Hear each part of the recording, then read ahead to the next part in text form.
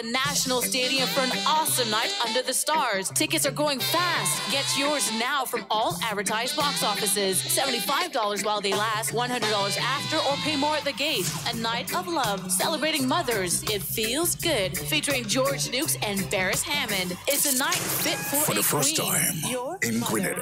Get ready for the Little Miss Grenada pageant. A night of beauty, elegance, talent, confidence, poise and excitement. Saturday, May 26th. Spice Basket, starting from 6 p.m. The Little Miss Grenada pageant. For the first time in Grenada, every parish will be represented, including Carriacou and Peter Madnik. For more info, go to the Little Miss Grenada Facebook page. This event is brought to you by LMG Committee. Little Miss Grenada pageant, Saturday, May 26th. Spice Basket. Tickets will be on sale very soon. Stay tuned for more info. Stay up to date with all that's happening with the new national party, NNP. Send us a message via text or WhatsApp on 405-8683 with your name, email, and constituency. Stay in the know with NNP. Get updated. The Royal Grenada Police Force presents Ecstatic 3.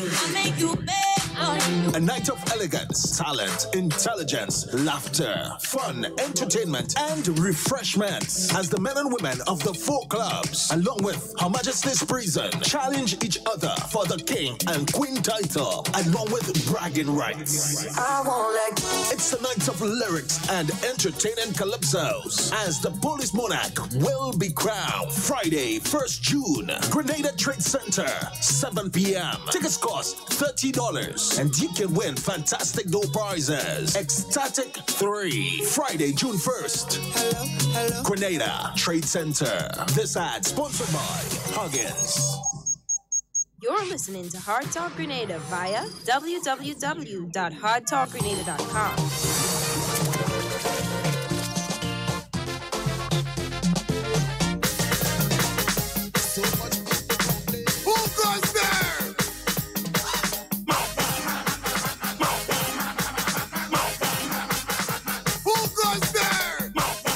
Good morning, Grenada, Carriacou, and Petite Martinique.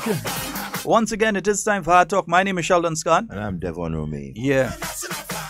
And that tune is the mad, the madman. Yes, we're heading down the road to Spice Mass 2018. Yeah. I'm playing old music until I start again new music. And I ain't going, well, not old music as in bad music. It's elder music. It's that music that's from years ago, you know? Right, nice. Next thing people start to say, we playing old music as in not good music. No, it's good music. It's just elder music, yeah? I could not believe I thought was carnival.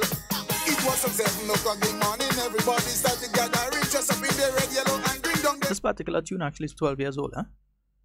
Wow, 12? 12 years old, yeah. 12 years old, that tune. Hurricane Ivan was 13 years ago. Yeah, so this tune is 12 years old. Yeah. Wave your national color, wave your national flag. Yeah, let them know that Grenada.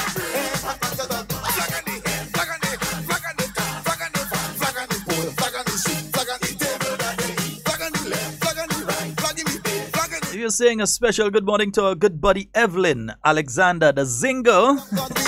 Hope you're having a wonderful morning this morning, bruh. Yeah, just always message your boy and say hi and so on. Junior. Yeah, Junior there this morning, boy. Yeah. Junior, good morning.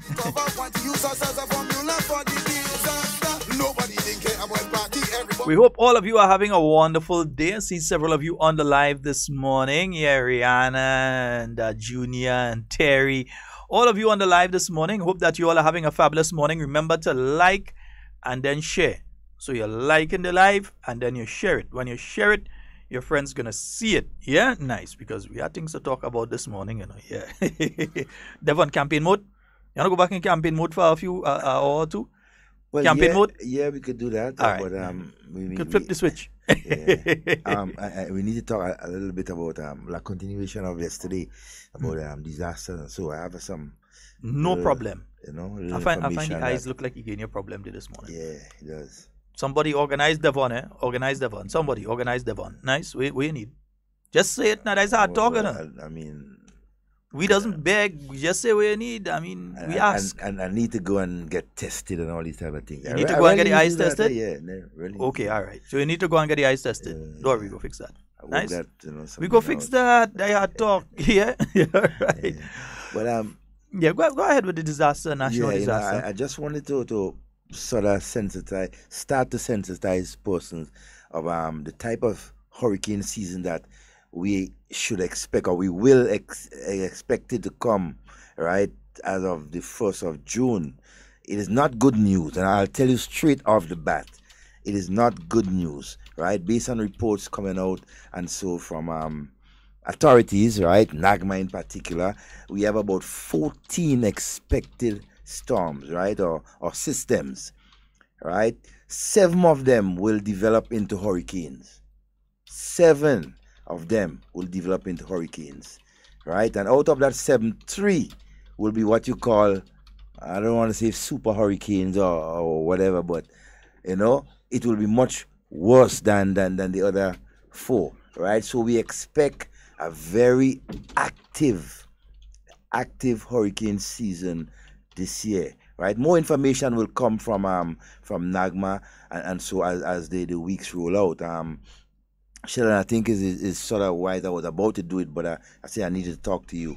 The acting coordinator of NAGMA, and so Mr. Sylvan McIntyre. You go right ahead. Right, to get him just either a week before the season start to come and sensitize and so persons of what is expected and so and to emphasize on the whole question of NAGMA's role, right, within our country and how important it is, right, as a people to understand its role and to assist, right, and so on, and help prevent, in the event of disasters, to minimize damages and so. So just again to recap, I mean, this hurricane season is expected to be what you call a very active one. 14 storms, all right, for 14 systems, and so expected. 7, right, is expected to develop into hurricanes, right, and that is not good news. And 3 out of that 7 will max, basically will go beyond, that hurricane thing. So they're very dangerous. So as information comes in from NAGMA, the official source, and so persons will be sensitized, right, as to what is the situation, and so, and will be updated with the relevant information. My computer has decided to play the beast with the long hairs this morning. Yeah, it really trying to test my patience this morning. You see, I'm joking. But Devon, I think it's very, very important that we do that, and that we continue to tell persons to remember to put your disaster plan in place. Yeah. Remember, several things can happen to Grenada. Luckily, we are not one of the countries that can be impacted by a whole host of stuff, but there are things that can impact us. 1, earthquakes. Yeah, earthquakes. The Caribbean subduction zone and so on. Okay, I'll put it like this. Default line. Okay, we're in an earthquake zone. The Caribbean itself is in an earthquake zone. As such, we do have earthquakes from time to time. Some can be much bigger than others. In Grenada's history, remember the first town of Grenada, that would have been down where Lagoon Road is. Yeah. It used to be there.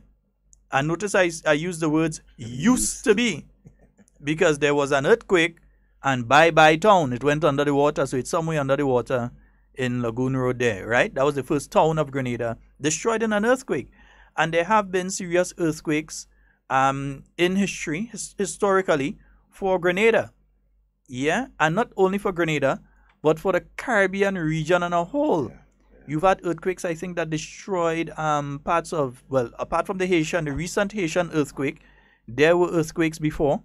And throughout the Caribbean, we've had serious situations. I remember Dominica several years ago had one that seriously destroyed a lot of buildings and so on. So they had a lot of problems with one a few years ago. So earthquakes are something that we need to prepare for. What is your plan where you work? if an earthquake strikes right now, what do you do? Yep. Where is the nearest entrance?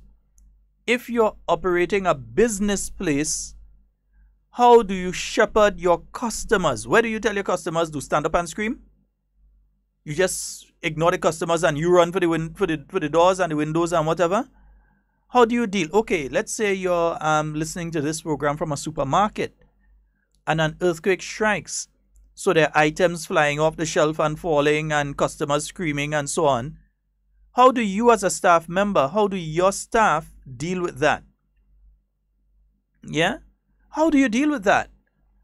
And I think those questions need to be asked. You don't have to wait until NADMA comes to you to put a plan in place, because you don't. NADMA could be coming by you next week, and the day that they're coming by you, the day before an earthquake strikes. Exactly. What is your plan for where you're working for if an earthquake strikes?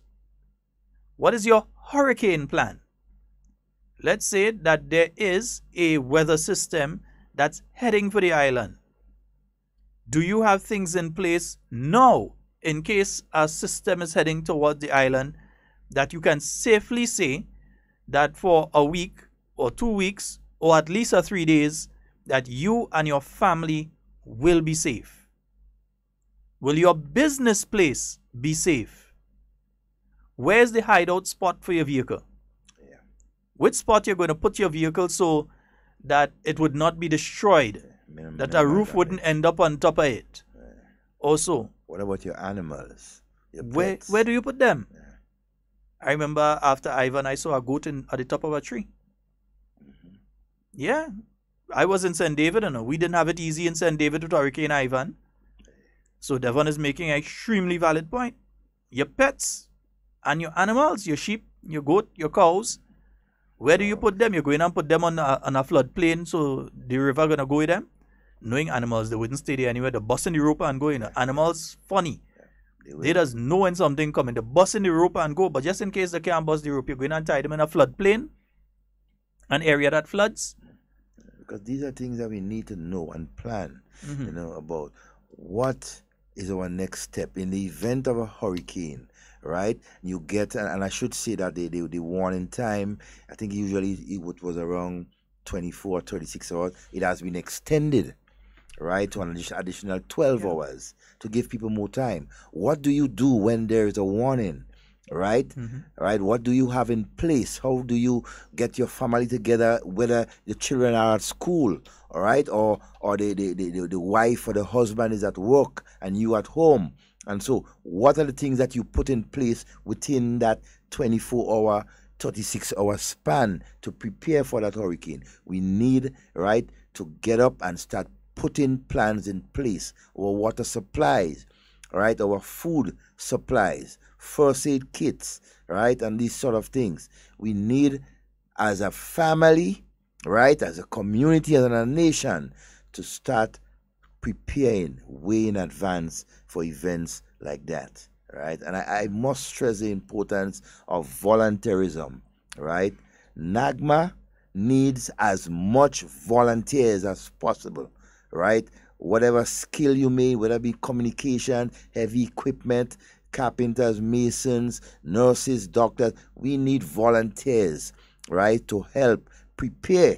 And so in the event of hurricanes or any other emergency, and so I mean, I really want to appeal. As we've mentioned hurricanes, when Hurricane Janet was coming, and you hear from some of the elder people, they had policemen actually had to go into different areas, because yes, you have it on radio, but how many people had radio back in those days? That's 1955 it was? Yeah, 1955. So you had people that actually had to go into areas and warn people, and so nowadays we have many different systems. So it wouldn't be a case that just within a 24-hour period, like the hurricane is going to hit later today and you're just hearing this morning, or the hurricane is going to hit this afternoon and you're just hearing around midday. It's a situation now that there is the arrangement between NADMA and the service providers, that is Digicel and Flow, that messages can be sent to your mobile phones in a case of an emergency, that Grenada is in line to get a direct hit. That gives you enough time to prepare. Do you have enough credit on your phone? Are you going to use all the credit calling people, different people, just to say, how you doing now? How you doing now? How you doing now? Or are you going to make sure that you use your phone only in an emergency situation? You don't want to jam up the phone lines and everybody trying to call everybody during and apart from that, if the towers go down, you would be able to make a phone call for a few hours anyway.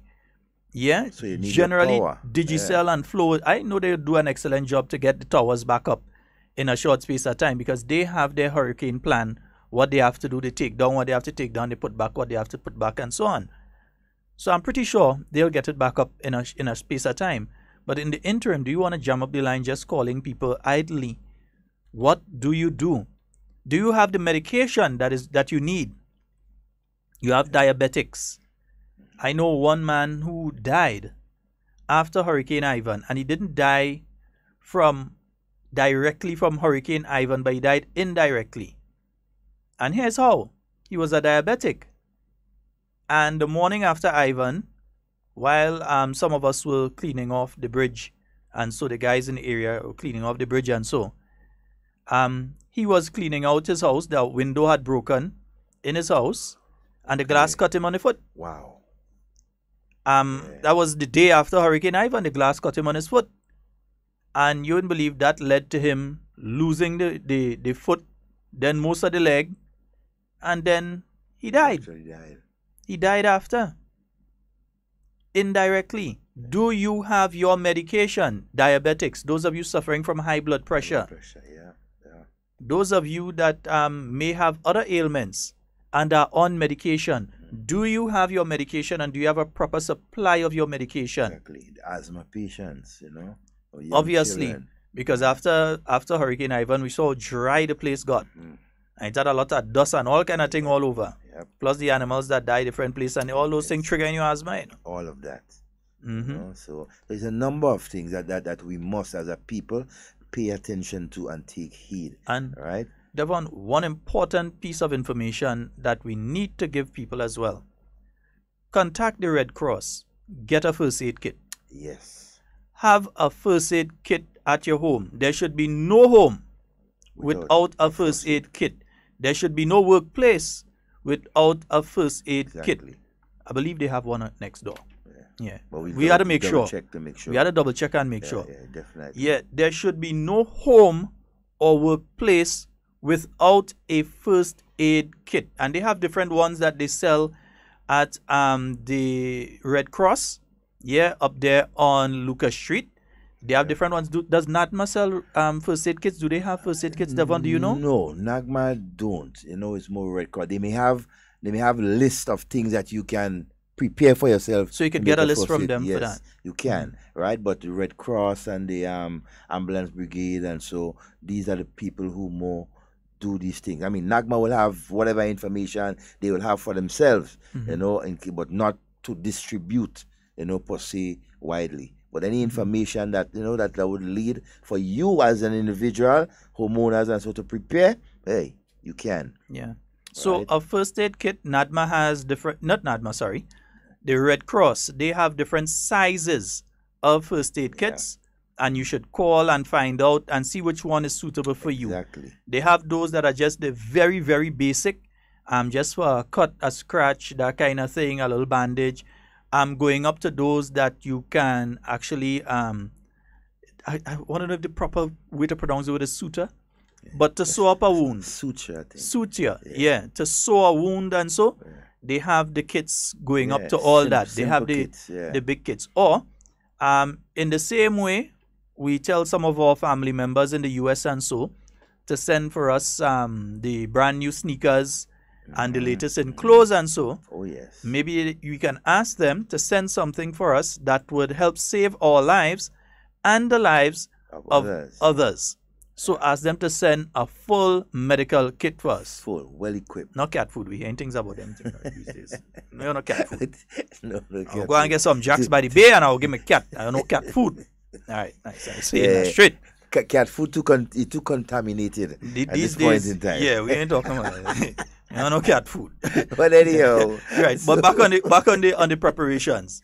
yeah, So it's important to have a first aid kit. So as we said, remember you could contact the Grenada Red Cross. Yep. They have first aid kits. They also offer training yes. for for instance, if you want to train your family or your workplace, you could contact the Grenada Red Cross. They'll come to your church and all and do a basic session. They Yeah, do these for things. That's what they're groups there and for. so. Yeah. At the St. John Ambulance Brigade, I'm not too sure how active they are again, but they also provide first aid training. So the St. John Ambulance Brigade, I know they had a place that used to be right next to that gas station in Botanical Gardens. Right there. I think it's still there. I'm not sure. I'm I know not there's sure. a shop A there. building there. But I know the building is there, but I'm not sure if the St. John Ambulance Brigade still operates from there. So I'm not sure. I know John Mark, I think, was John Mark was involved in it at a point in time. But Also ASP McIntyre is supposed to be involved in the St. John Ambulance Brigade, if I remember correctly. And he's head of NAGMA at this point in time. Yeah. So there's a lot of information that you can get from all these organizations. Especially you're not sure about getting what and what from Red Cross, contact NAGMA and they will direct you. If they can assist in giving you what you need, they will. If they can, they will direct you as to where you can get so you can do it yourself or who can assist. It is very important. Let us not play games and joke around with this thing. Yeah. Right? Let's take a one or two looks now at some of the things that happened during Ivan. There was Hurricane Ivan, jump out the house that ended up flipping over, but that's another story. And there was a guy that had his house close by, pulverized, as in pulverized, exploded, just disappeared. You couldn't see, well, you saw bits and pieces of it, different places, but you saw bits and pieces of it. Had $600 cash in it and had to go and try and find the money. After the wind stopped and the early breeze stopped blowing and everything, we didn't have much rain, but more breeze, and so had to go and try. He find it though. He was lucky. That guy was lucky. Very lucky. He went on his search and he find his money. I'm saying that to say that's important to have cash on you Well secured. during that time. It might be important for you to start putting a little something away each week and so right now, so that you have a certain amount of money that you think you might need. Yeah, I know it's difficult for some persons, but it's going to be even more difficult for you if it ends up in a situation that you need cash and you can't get it. If the electricity grid is down, forget going to a teller machine. That ain't going to happen. You're going to end up in a line in a bank that ends up down the road. Yeah, because everybody going to be going to try and get what they have to get. So anytime you hear that one of these things is coming up, that you can get liquid cash early up, that you could have cash in hand. So in case you have to pay for a good or service, you have to pay for some sort of goods or you have to pay for a service, that you can do it, that you have that in hand. Whether it's to go and get fuel for the chainsaw, whether it's to get fuel for your vehicle, whether it's to pay if you don't have a vehicle, whether it's to pay for transportation for somebody to get you from point A to point B. Yeah, and it's always important to have a thing like an accent. So if you're living in an area and you have a nice accent thing, back in the old time days, it's axe we used to use. Yeah, very, very useful. Go down to Ace and get a nice axe. Small hand axe. They have some axe, 18 inches, 12 to 18 inches, and that you can handle. Average householder can handle. Yeah, so you go, you get an axe, so that you can use. So it's important to think these things through. Another thing that happened to many persons, and still, okay, sorry, he's no longer an ASP, he's superintendent, right? So he's not superintendent. he's superintendent, right? Yes. Right. He is still an ASP, he's the commissioner. I am a member. Okay, the commissioner is also a member of the St. John Ambulance Brigade. Nice. And Terry, you are one as well. Nice. Yeah, the St. John Ambulance Brigade. Yeah. Nice. John Mark is still a member and they're still very active. Good. Okay, so people can get in contact with them. Many people may not know who John Mark is. I say in John Mark, I wonder if they don't even know who John Mark is. Well, I mean, know the person, but if I well, don't know. I think I know. Who know John Mark know him? Yeah. But I think they would know Superintendent McIntyre and they would know the commissioner and so on. And some of you know Terry. So Yeah, but we'll get the information for you so you could contact these individuals and these people and so on. As I say, I'm having a problem with the live and my computer sticking this much. Running okay on the other side here, but on the thing is running. Devon, even yours is giving problem. Yeah, the comments and so. Yeah, the comments is what keeps disappearing. So people are talking and they're giving comments, and I can't generally see it. I have to kind of freeze everything to see it. But when Mr. Technical Man comes back inside, we will get that sorted out. Another important one that is still, you see all the comments disappear now. Another important one that is still affecting hundreds of Grenadians right now. Safeguarding your important documents. Yeah. You know how much people lose land paper, lose birth certificate, marriage certificate, death certificate, passport, ID cards, and so on during Ivan, certificates from institutions. There are guys that went to university and lost their university certificates. And up to this day, some of them cannot replace the documents that they have lost, or they find themselves in situations where they're applying for a job or applying for a position, need to provide the relevant documentation and can't because they lost it during Hurricane Ivan. So what we're saying, there are several ways to go about that. One is that you can get a piece of PVC, the PVC pipe. Yeah. You could get that, the 4-inch one, and you get the covers for the both ends, and you fold your documents and you put them into that and you seal both ends. That works well. Even if the wind takes it up and it pelts it, you could still find it and all the documents would be nice and dry inside of it. So you basically seal the two ends with your documents inside there. You could actually thread one end so that you could screw it on and unscrew it. So you could get that. A lot of persons don't know that one, but you could get that. The only down part of that is if it's a fire that you have, then you still lose your documents. So if you're lucky enough to get a metal safe, you could afford a metal safe, a fireproof safe. If you're lucky enough to be able to get one of that, get one of that. I believe I've seen those at where? I've seen those at Brighton and Miners on Lagoon Road. I believe they have various safes they have different there. Sizes. I know definitely there they have safes. I believe Huggins has as well. So you could check Huggins and see if you can get a safe from Huggins. The one in Mount Hartman. I think, if I remember correctly, I saw safes there as well. I'm trying to remember if Courts or anybody else has. I cannot remember anybody else. Or you can check my good friend there. He has a store down in the Food Fair Mall in Grand Anse. Dwayne Noel. Oh, yes. Yeah, the name of the store I'm trying to remember. But it's a store where he does get the air rifles and so on. He sells safes as well. Yeah, you can get safes from Dwayne as well. Dwayne Noel. He works at NIS and he has that store down at the Food Fair Mall where he sells air rifles and ammunition, different supplies and so forth, those into sport shooting and that sort of thing. So you can check him. He has safes as well. But it's important, and I'm not seeing the comments there, so if you find I'm not referring to the comments, it is not because it's just us, yeah? They're generally around now. Yeah. Because I see somebody making a comment about John Mark. No, not just... Yeah, John Mark is a mechanic in San Souci, close to GBN. Just look for a guy that look like a white man. Like a white man. And not just a mechanic, John Mark is a good mechanic, so don't get tired. Make sure you say the thing proper. I think he's also a volunteer of the Coast Guard or something too. John Mark in all kind of things. He's involved in a number of things, and so and that is important. That's the sort of volunteerism that we need in Grenada at this point in time, especially when it comes to the different types of disasters and so when we are preparing.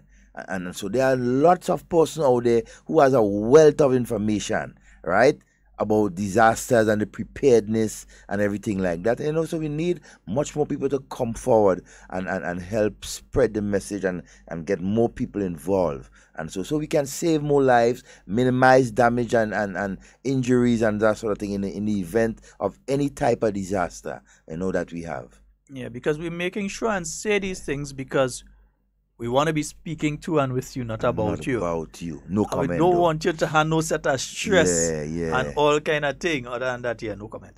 But we don't want you to have a sort of stress, and so remember the things that could directly affect Grenada that we know of: earthquakes, tsunamis, volcanic activity. Yes, Kikum Jenny can affect the northern part of Grenada as well as Carriacou, Petit Martinique, and can cause, outside of an earthquake, it can cause a tsunami as well. If it erupts in a serious eruption, it can cause a small one that would impact the lower areas around the island, and so even as far as Trinidad, in fact, it can impact hurricanes. Yeah, and then we have every now and again we just have a weather system that pass through. Yes. With no indication. You just have a bunch of night, you lie down home and you just hear the rain start to fall heavy and breeze start to blow heavy.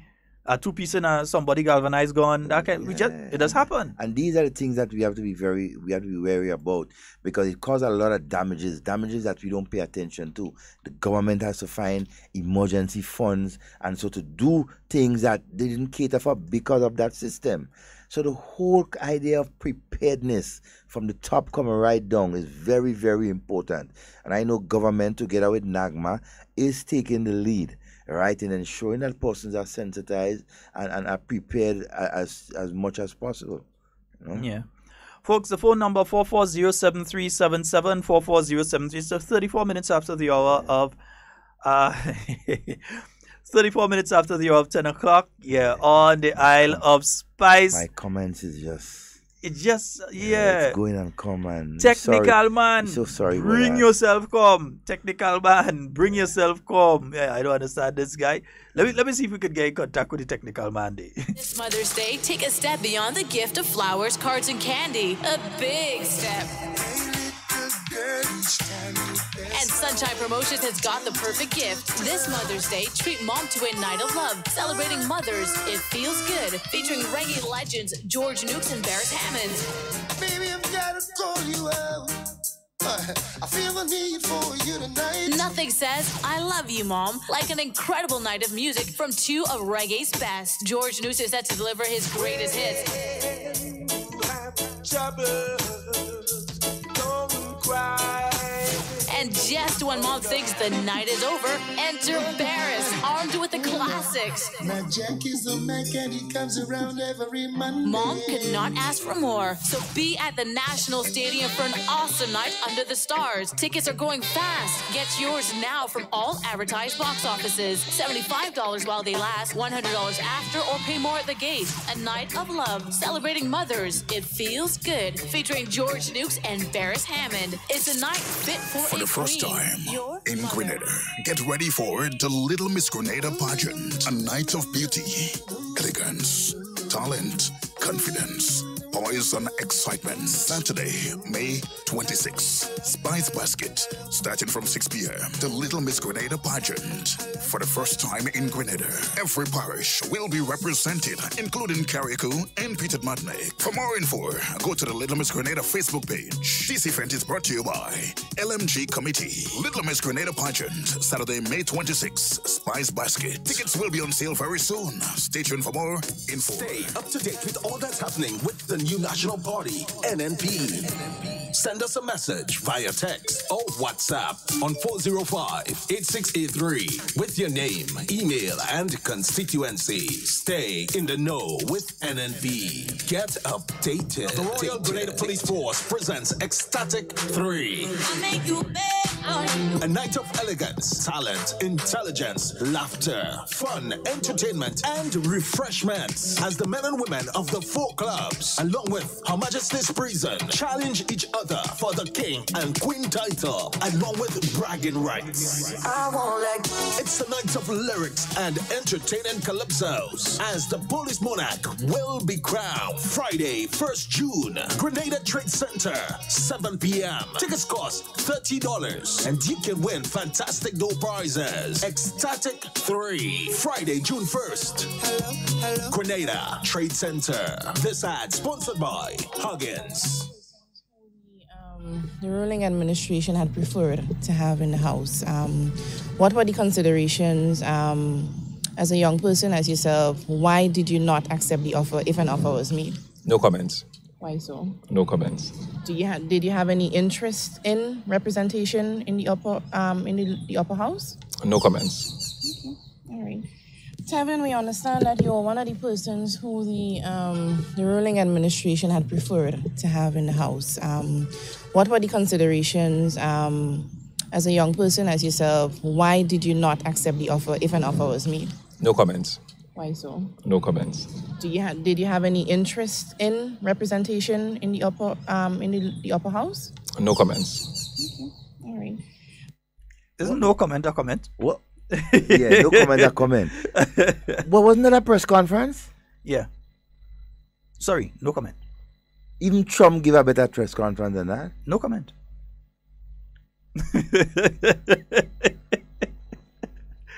Why? Watch, that's the greatest. But let me tell you something.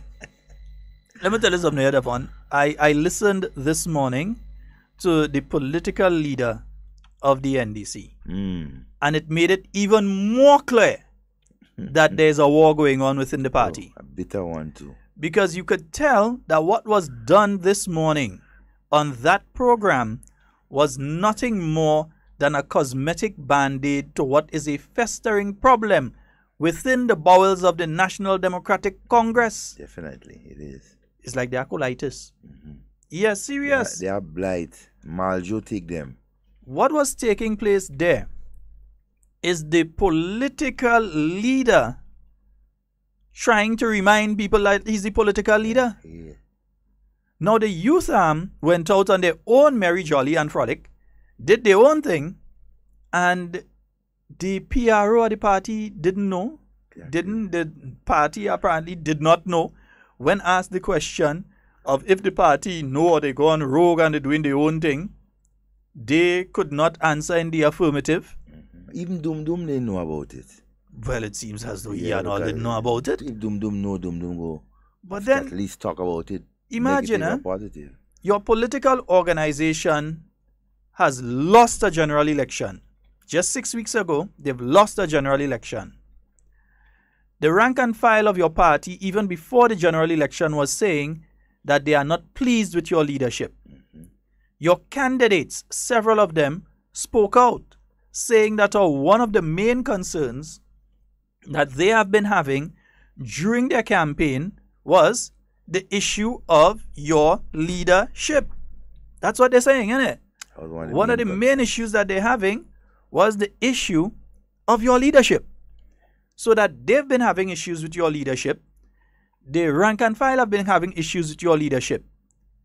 Yet still, the first major public appearance that you make on a radio program, your radio program, after the election, the same radio program I hear Ole was saying Ole not going back on. But anyway, that's another story for another time. We will get into that one. But you gone onto that program and no one is allowed to ask you the question. And the quote-unquote host, more like a ghost, but anyhow, did not find it necessary to ask you about the issue of leadership. If you're willing to step down or if you're not willing to step down. What are you trying to hide? What are you trying to hide from the particular issue for? The questions what's the problem? The questions that were asked were pointed in a direction that to try to give him a national profile again, because the youth and others have taken over the national profile. Right now, it's the Claudette and the Senator Ron Livingston, and so who has the national profile and not the political leader of the NDC? Because as far as people are concerned, the man disappeared for the last 6 weeks. He take hold. He take a hold, he disappear for the last 6 weeks. So now he come out and trying to give the impression that he's still in charge. But not only that, to add insult to injury, you realize that even down to the callers that were allowed to call the program, and I know exactly what I'm saying, the callers that were allowed to call the program were specifically managed. Because you're telling me that it have NDCites out there and none of them thought it necessary to call a political leader and ask about the issue of leadership of the party? Or even the whole question of to select who they wanted to call and who they would allow on the program to talk to him. And the whole question of they accepting senatorial positions. And so there was one point in time, as they were claiming the entire party rank and file didn't want them to take up that whole the senatorial thing, and who said they're going to leave and who said they're going to be part of that. But no one found it necessary directly to ask the leader as to what is the situation, why is it that the party accepted, and why they were thinking, give us that kind of. But hey, again, you know what? I'm making no comments. And the constant stupidity of these individuals not to realize that Grenadians are extremely intelligent people. Grenadians are no dum-dum. Grenadians are no dotish people. Grenadians are extremely set of intelligent people. The only fools in Grenada are the ones that think Grenadians are fools. Yeah. That's the only stupidity it have in Grenada, is those people who think that Grenadians stupid. Yeah? That's the only set of stupidity it have.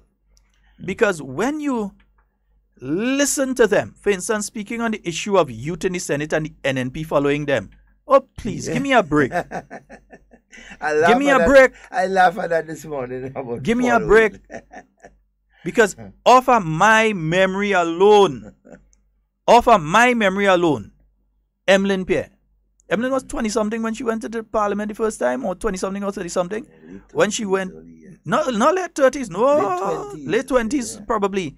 When she went into parliament the first time, Emlyn Pierre, she was a youth when she went into the Senate, the upper house of Grenada, to represent the youth of Grenada back in the year 2003, not 2023, 2003. And if you don't look sharp, I see she have some son and them, they don't be surprised you see one or two of them pop up in the thing too, because I find TJ and them in playing that. And they pay a lot of attention to them, to their mother's work. Yeah, TJ and them is easier. Anyway, but we will get to that. But at the end of the entire discussion, the NDC is following the NNP's lead. The NNP are not trying to follow no NDC lead. They're fast and they're out of place. Tobias Clement was in his 20s. He was in his 20s when he ran the first time on behalf of the New National Party back in 1995. He ran as the NNP candidate in the election in 1995. He lost to Joan Purser, and the independent candidate, Elvin Nimrod, gained a significant amount of votes.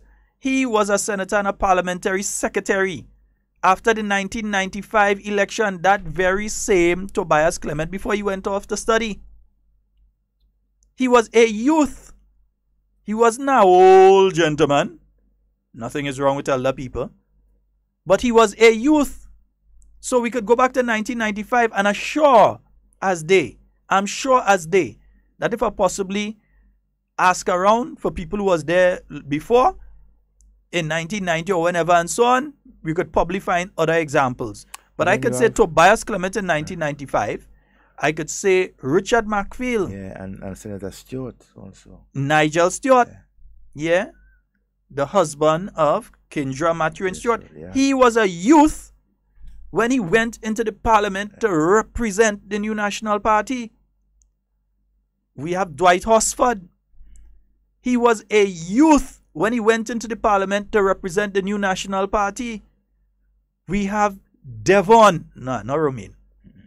Devon Roche. Yeah. He entered as a young person. 22 years old, I think. When he went as a candidate on behalf of the New National Party in the St. David constituency and then into the Senate to represent the New National Party before he went off to study. Me, I was a youth when I went into parliament to represent the New National Party. I was the head of the youth arm at the point in time when I went into the Senate to represent the New National Party. Yeah? So when they come and say about the NNP trying to follow their lead on youth, listen, they had a program that ran between 2009 and 2013 that they did not have as much as 2,500 young people in for the total duration of the program. In 1 year, the New National Party was able to get 3,000 young people under the Imani program. In other words, we were able to engage more youth in a more meaningful program than the GUP program was in less time. What it took them 4.5 years to do, the new National Party administration was able to do in 1 year. In fact, in less than 6 months, we were already able to have more people in the Imani program than they had for the whole 4.5 years, much less for the year. In 6 months, we were able to do it. Yeah, 2,000 plus. The NNP administration. So we following who in relation to youth? The NNP in the 2008 general election put out a manifesto outside of all the different parts within the national manifesto that dealt with youth. And there were issues for youth under health. There were parts for youth under education, of course, under sports, under there was a national crime strategy that incorporated youth and youth groups and all those sort of things that was in place. Outside of that, the new National Party put out the first ever and still remains the only party ever to put out a manifesto directed specifically to youth. That was in the 2008 general election, and again in the 2013 general election was able to put out a manifesto specific to youth. This election cycle, those were incorporated instead of coming out with a specific youth manifesto, because you already had your youth manifesto from 2008 and 2013 that said what you would do. So instead of coming out specifically with a youth manifesto this time around, you incorporated it under the specific thematic areas within the national manifesto that dealt with youth. So there was the youth issues under health, the youth issues under sport, the youth issue under tourism, wherever it is. You had the specific areas that would get towards youth development and that sort of thing. Yeah? But the NNP, the new National Party of Grenada, remains the only political party to put out youth manifestos specifically to the young people of Grenada in a general election. So who we following again? Devon, who we following? Well, I know we following somebody. I find it out of order and they're rude. Well, at least you have to find something to say and talk about, because if you really listen, no scratch me on that one. If you really listen to most of the this thing that the political leader said, and so it's basically rhetoric and empty, and towards just a continuation of that vague empty message he was given all during the election. Nothing new, right? He's basically trying to get off his feet, right, to see if he can hold that the party together and the leadership of the party together. But I mean, we understand the problems that he's facing, right? And so you will definitely have a split within the organization. The young people have decided, like, look, I don't stay in there and take this kind of, what kind of leadership that we get in. We can do better. It's going to be interesting. This is something that you're one of the persons who the ruling administration had preferred to have in the House. What were the considerations as a young person, as yourself? Why did you not accept the offer if an offer was made? No comments. Why so? No comments. Did you have any interest in representation in the upper house? No comments. Okay.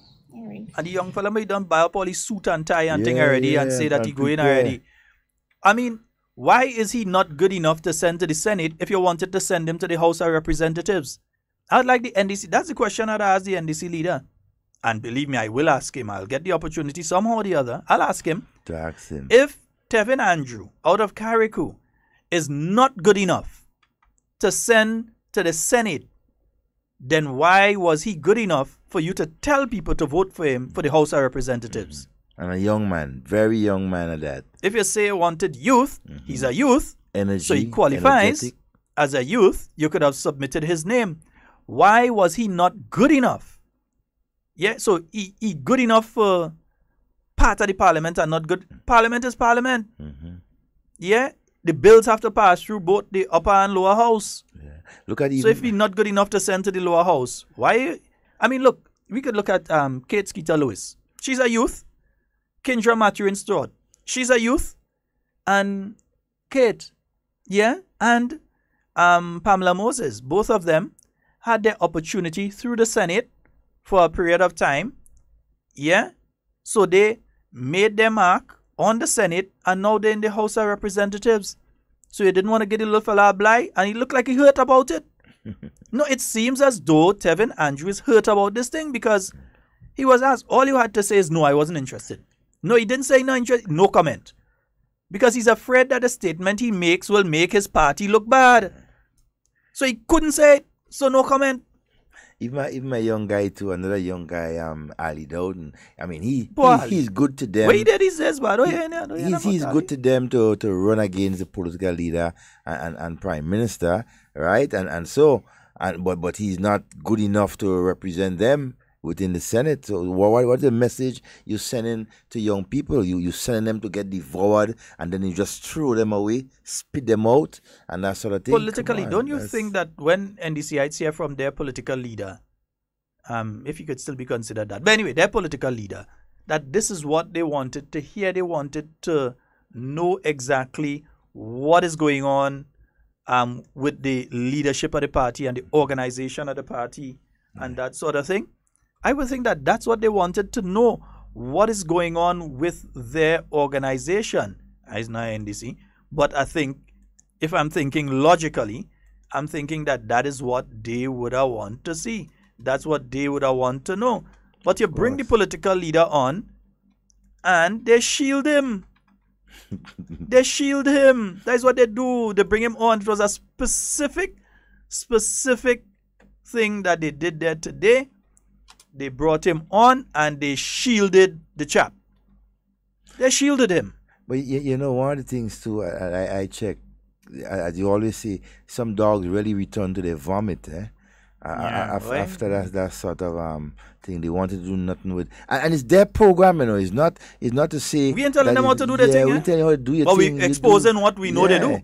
you do what you need to do to get your organization in order. All power, That's brother. what you do. Power Wakanda forever. You understand? but I mean, don't be a hypocrite, and don't want to have nothing to do with your program, and then after a while you come back and trying to use your program to pick up your own self, pick up yourself off the ground. No. And the Ghanaian people are watching, they're paying attention to how sneaky and slimy leaders like you are, Mr. Buck. You understand? So you like to wiggle your way through. What does do this boy named Devon? Yeah, he like to wiggle his way through to get political power. He's looking for sympathy right now, right? His head is on the block.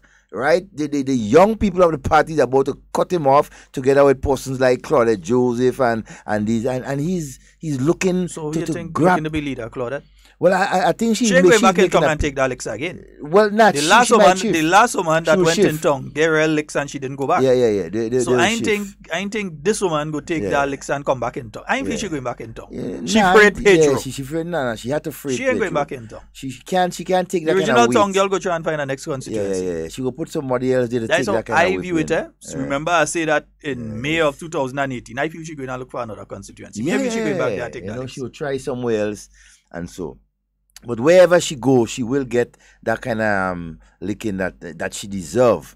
You know, like a baby, like a school child. Because in my view, she's very disrespectful to the Ghanaian people and has not yet at this point in time apologized to the Ghanaian people, right? As to the statements that were made during the campaign about people needy and greedy. You know, where you come off, who does that?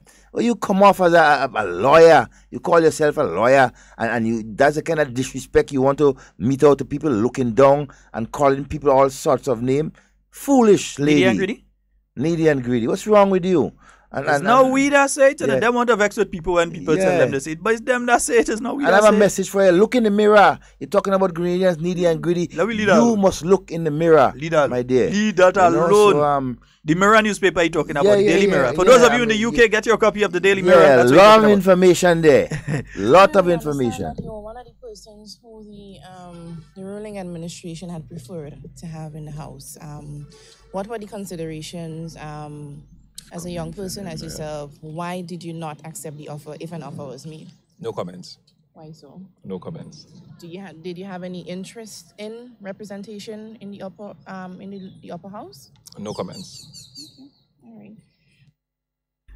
Yeah, for those of you that are on the live and you're having issues with the comments and that kind of thing, I don't know what's going on. Seriously, it seems to be an issue with Facebook. It's not from our end. It seems to be an issue that Facebook is having this morning. All right? Yeah. Okay, yeah. I'm seeing somebody saying, yeah. Techman saying it there. Yes, Hannah, we're seeing that and so on. Yeah. But it seems to us that is what's taking place. I listened to the original Town Girl and another, the same chap from Karaku on Sunday. Yeah. Yeah, I could listen these days. Somebody with at least the same annoying, kind of annoying voice and this kind of thing, but at least I might be able to listen to them. They speak almost they're slightly more sensible. So I could listen to them. The grammar is a bit more proper. Yeah, you know, I could listen to them. Yes, at least they could read. Yes, right. At least they can read. So anyhow, I was listening to them. They're very deceitful, but they can read. I listened to them on Sunday and I realized that why were they afraid to make reference to their political leader? Yeah. He was not maybe only not about twice. They made very brief references to him, but like they're afraid to talk about their political leader. And then, even during the campaign, you realize that all 14 of them kind of avoid seriously speaking about their political leader. They speak about the NNP political leader. Yeah. They speak about the NNP candidates. But they kind of avoid speaking about their political leader. Too much questions would be asked, you know. All man for them, man and woman for themselves. Because I listened to the chap this morning. I listened to him this morning, trying his very best to be all leader-like and so on. And then you had the various specific people that were set up to call at particular times and push a certain narrative. So the particular narrative was, we like you, we glad you're there, Grenadians like you, blah, blah, blah, blah, blah, blah, etc., etc., etc. You couldn't even win your own seat. But blah, blah, blah, la, la, la. You just continue to live in la, la, la, and I have no problem with that. Don't move him, though. Leave him there. Second time you're losing and you keep congratulating a loser? Come on. 6 weeks after, a 15-0 loss, and after all the hype and telling people that you're all winning 13 seats and you're winning how much seats and you're going to form the government and all this kind of thing, that was coming out of the NDCites' mouth. The same people that lose 15-0 were saying they're going to win. 13. Yeah, they're saying, all kind of thing. Oh, they're getting 9 and then be getting this and all kind of thing. There was all sorts of formula, and don't forget Doc is a mathematician. They come with all kind of formula and all kind of thing, and they come out and they talk. And now they want to blame their loss on everything but themselves. Don't blame other people for your loss. That's them, you know. They always like to transfer their responsibility to others when they're in defeat. They never like to stand up and be man or woman and say, look, it was our fault. We did this, we did that wrong. Always want to pass the blame on others. You know, I heard a statement he made this morning about, up to this point in time, he himself and other leaders in the party, they didn't even know what went on after that election. In other words, they lost 15 and they didn't even know what hit them. My God, the people of Grenada was speaking to you every day and tell you that you are not the best political party to run this country. They have been telling you that day after day after day. But you have not been listening. You break stick in your ears or you put stone in it. You understand? And then you want to come out and blame other people for your loss. It was your loss. You didn't have the right message. You didn't have the right team, right? You were not the persons that Grenadians were looking for to lead Grenada into the future. You understand? So, hey, don't blame others. Blame yourself.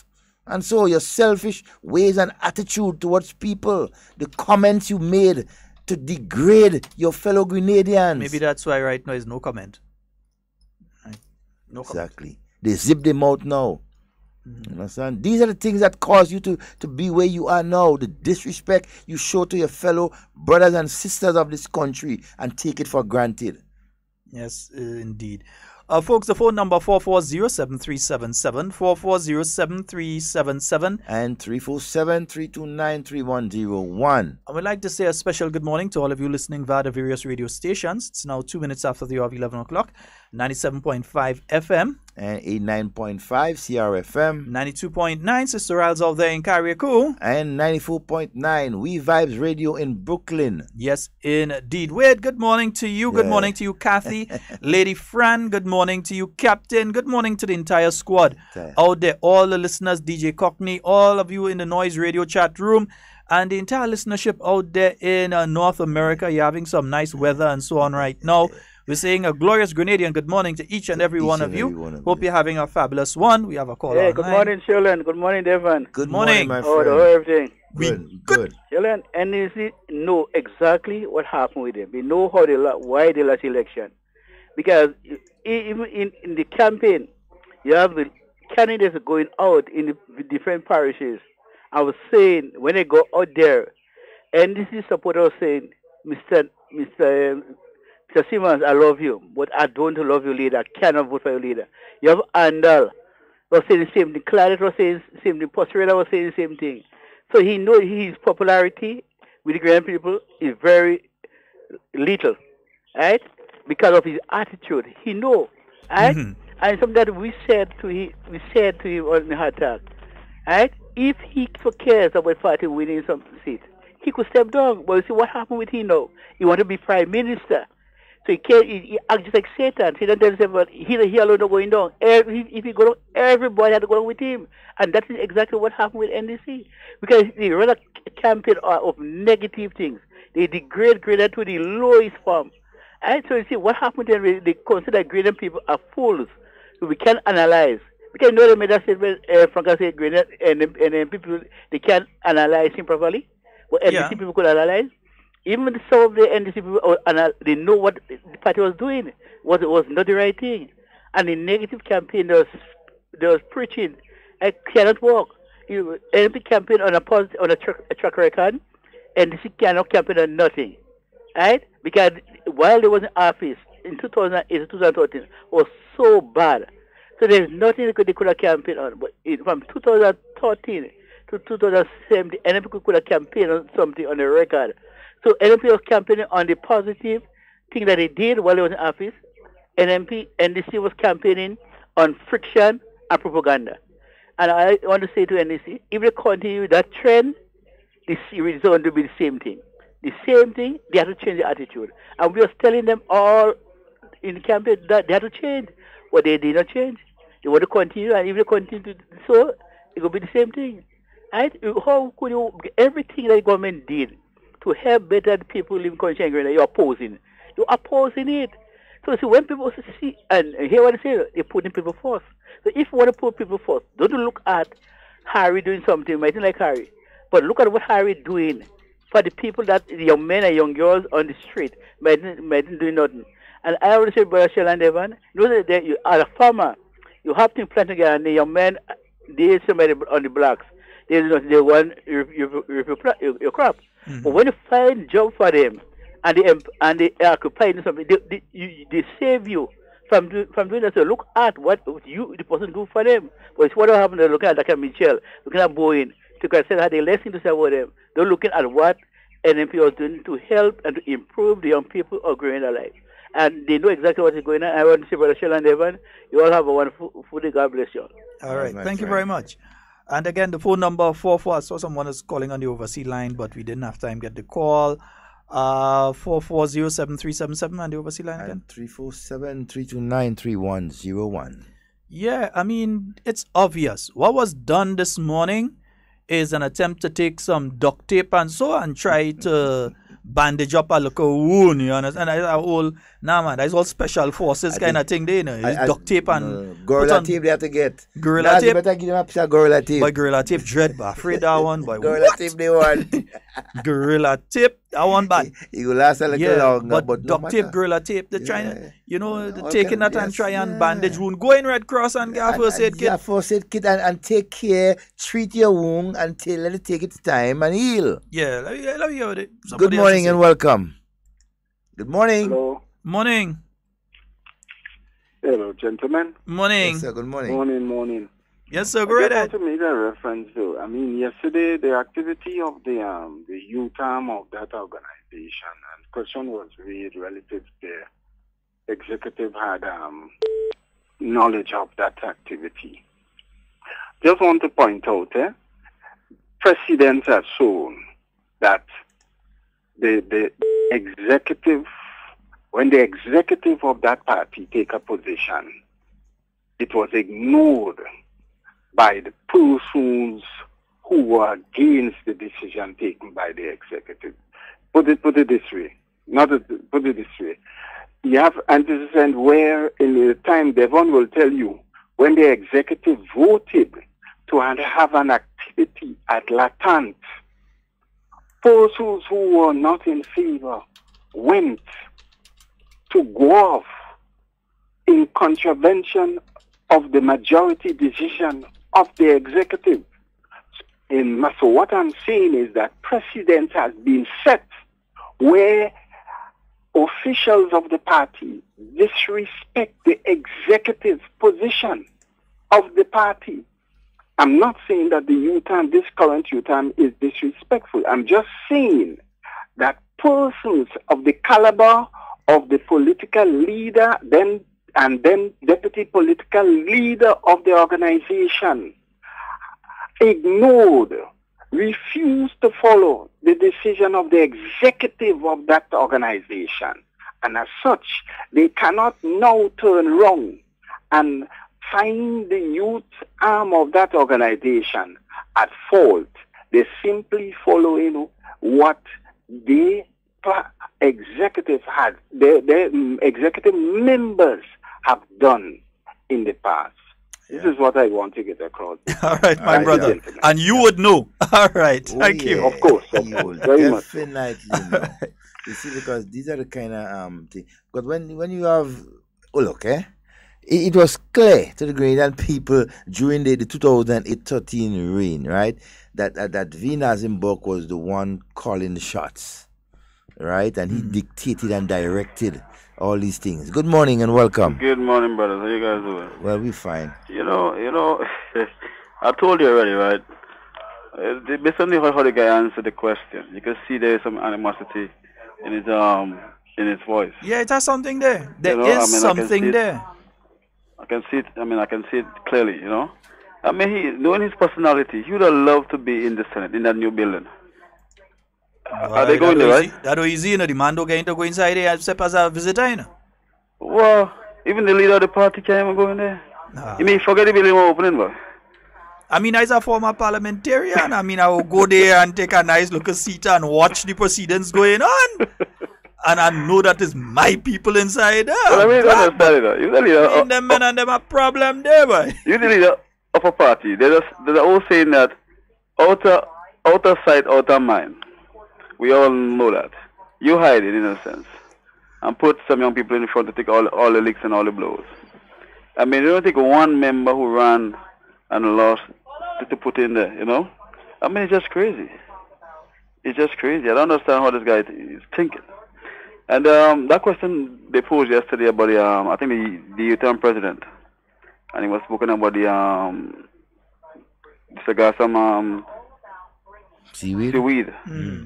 I personally area and I understand just kind of crazy, but I'm saying that nobody in that area can say, let's come together and just try to do something to because I think with the scent, I ain't said it with you that one, but with that scent, I know that thing does stink day. But you ain't getting me to go in that to say I'm going and community are going to move that by some trucker to come by. I disagree with you, but you see that one, brother. Yeah, I understand. But I think a wonderful way to handle that thing, I come up with another idea, and if you go walk. You use ropes, right? Or they like a kind of, in the waters, like, rope with maybe, things that can make the rope float. So the rope might be floating, maybe plastic, fishing plastic, whatever, and tie bottles on it all day. And then when it would come in, you would stick on that, and that would keep the weed out there. Okay. Out in the sea. And after you rot, it might sink. Yeah. But having it come on show, and you're not moving it in a timely manner, then, it will come in and create a kind of stench. So I think it's kind of, if you have an oil spill, and you don't want oil to come out show, then you will use them kind of rope on them and kind of thing, and them to kind of keep the oil out there. So I think they should come up with a little idea like that in a sense, in the future. And as fishermen, they can do the thing and use bottles or whatever and use fishing plastic and tie it out there. So this we might stay out there instead coming on show and hamper the runnings, So I think they need to turn the hand a little bit. They can't just be walking in an area and let anything happen to you and after you cry and fall. I mean, I understand, but depending on government can't do that, but government can be running up and down like that. I mean, you got to put your hand to the wheels or sometime too. And I mean, if they say the things are good for plants, right? Yeah. But sometimes, people might want the thing in their land, but they ain't got transport. Some of them can't pay transport to go and get anything. So, I mean, yeah, we can go there and do a little thing like that, but still, it's just sometimes we need to help ourselves. But the other thing is that I think this is about the third or fourth time that this is third time or so that this is affecting the Caribbean region, and as such, there needs to be a CARICOM level discussion on how to address this situation. It is causing discomfort and it is causing problems to the local economy in each of the Caribbean states. For instance, the fishermen who are in Marquis and Soubise, who are down in the south of the island in what's the area again? Not Mount Hatman. What they call there again? But to the south of the island, close to Point Celine there. Caliste. Yeah. The fishermen who are in these areas, they are being put out of a livelihood for a period of time. They can't go out to sea. Their boats actually can't go out. It can't get through the seaweed to go out there. And even if they do go out, the amount of catch is less. So it is affecting economically each of the Caribbean territories. So there has to be not just a Grenada approach. Grenada can't afford some of the equipment that you're seeing up the French islands, and so we can't afford it. It's just out of the question. Grenada cannot afford it. But as a region, as CARICOM, if you approach the suppliers and have a CARICOM plan of how you're going to address it, that may work. So that might have to be an issue that comes up at the next CARICOM meeting, if it has not before. There's a little bit of thing we can do. I mean, if you use the rope, right, and have the rope out in the water. That can work, yeah. And remember, the sea will float in, right? Yeah. And the rope is floating, so they can't really pass. So then all you have to do is pull it, maybe every morning, maybe every other morning, you can pull it to a particular area or beach where people don't really use that much, and just leave it there. So we can do little simple things. I mean, few might pass through, yeah, but I mean, if we just come up with little ideas, we can. But my friend, just remember, you're talking about rope for the entire length of the island of Grenada from north to south. Certain areas, not the whole island. I mean, certain areas. When you leave a gap, it go past. I mean, it affect the regulars. When you leave a gap, it go past around, brother. Certain areas, not all over the place. I mean, certain areas, we can just get it done there. All right, certain my brother. Beaches are just, idle, so anything can go there, Okay. All right. All right. Thank you very much. All right, man. Okay. Hey, somebody from the US keeps trying to get in, and I might have to cut a local call and take it. So caller from the US or Canada or wherever you're calling the overseas line, go right ahead. Call. Yeah. Hey, happy birthday, Vicky Rob. Good morning to you, my dear. Morning, family. Have a wonderful day. Devon, all right. Someone is saying the reason that we're not seeing the comments on the live is not Facebook. It's no comment. Oh,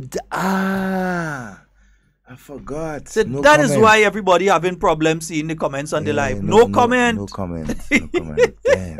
Even Facebook agree. Even Facebook get affected to that. Well, they will kill me here today. Oh my God. Yeah. And we didn't think of that, eh? Yeah, we were slow. They caught us with that. No comment. Let's say a special good morning to the political leader of the New National Party. See, we could say good morning to we political leader on our program. We aren't afraid. It ain't no problem there. Good morning to the political leader of the New National Party, Prime Minister Dr. The Right Honorable Keith Mitchell. A good morning to your team as well. Yeah, the guys, the security team. We saying a special good morning to those guys as well, man. Good morning to all of you guys. Good morning. Oops. Boy, we missed it. And talking about the security details and so, they continue to do an excellent job in protecting the leader of our country. I mean, but policemen in general, we have to congratulate all of them. No surprise. Hey, I had cause to visit the General Hospital yesterday, and I need to congratulate the nurses, everybody from the security officers, Real Protection Security, from the security officers down to the front desk, down to the nurses on the ward. I don't know if it's they know my face, but I find the people real nice. Not telling you, I find they real nice. But generally, that has nurses been the approach. On the wards, I think that these ladies have been extremely nice. And I would want to congratulate them. That's why I said yesterday in a post that it's not easy being a nurse. Because remember, being a nurse, you have to deal with a person at their worst. You don't deal with them. If you're all well and healthy and you're all good and okay, you generally don't need a nurse. You don't need a nurse. But when you're in pain and you're screaming and all over hurting and all kind of thing, that is when you have to deal with a nurse. So a nurse has one of the most difficult jobs. They have to deal with a human being when that human being is not at their best. Sometimes not even in the right state of mind. At their worst. Yeah. They're violent, they abusive, and because of can't pain. Even make it to the bathroom. Yeah, and all because of pain and so. But the nurses have to stay there, take the time and be patient. But you know, a good thing that's coming up out of that though. The nurses who were previously under Gren case, the nurses, which reminds me of a point I have to make, the nurses who were previously under Gren case are being taken, I believe, as of the 1st of June. I don't want to say that as for surety if it's the 1st of June, but I believe it's the 1st of June. They will be taken permanently into they won't be on a contract again. They'll be permanently into the service. That's the nurses and I believe nursing assistants as well, who are under the Gren Case program, are being made permanent as promised by the minister, as promised. Minister Nicholas Hill sat right there and he promised that, listen, the Gren Case thing is temporary. We are going to make the nurses permanent, but there's a process that you have to go through to do that. So now the nurses are being made permanent. I know a lot of them smiling. I seen them, they're smiling. Yeah, so no longer the 3 days kind of thing. They're going to be permanently within the service and offering services and so to the people of Grenada instead of going and look for the bush and work at the side of the road. Yeah, and I would say it's a process with a number of these things, right? Especially our essential workers. I mean, but or nurses, man. It's sometimes, one thing I've learned in life is when people accuse you of something, a lot of the times they're accusing you of something that they have done before, or something, if given the opportunity, they will do. And sticking a pin and take a call. We'll come right back to that. Good morning and welcome. Hello? Good morning. Okay, I know what to do here. Good morning. Good morning, Sheldon and Devon. Good morning, how are you doing? Tammy. Well, not too bad, All right, my love. I just called in to say good morning, but I have to tell you something. I'm going by a lawyer now, I'm going to take a young man to court. It's very disrespectful. This morning I come from the car and I should look for Dr. Thomas. Yeah. And I stopped to buy some jacks. And that man abused me so bad. And tell me who he cussing me. He just cussing me about Kit Michelle and Peter. Right? But I just reached back. But I'm going to buy a lawyer. I'm going to make him pay for what he tell me. Well, I hope he am on. When he meet the prime minister, they don't say any man nothing. When they meet Peter, they don't say nothing.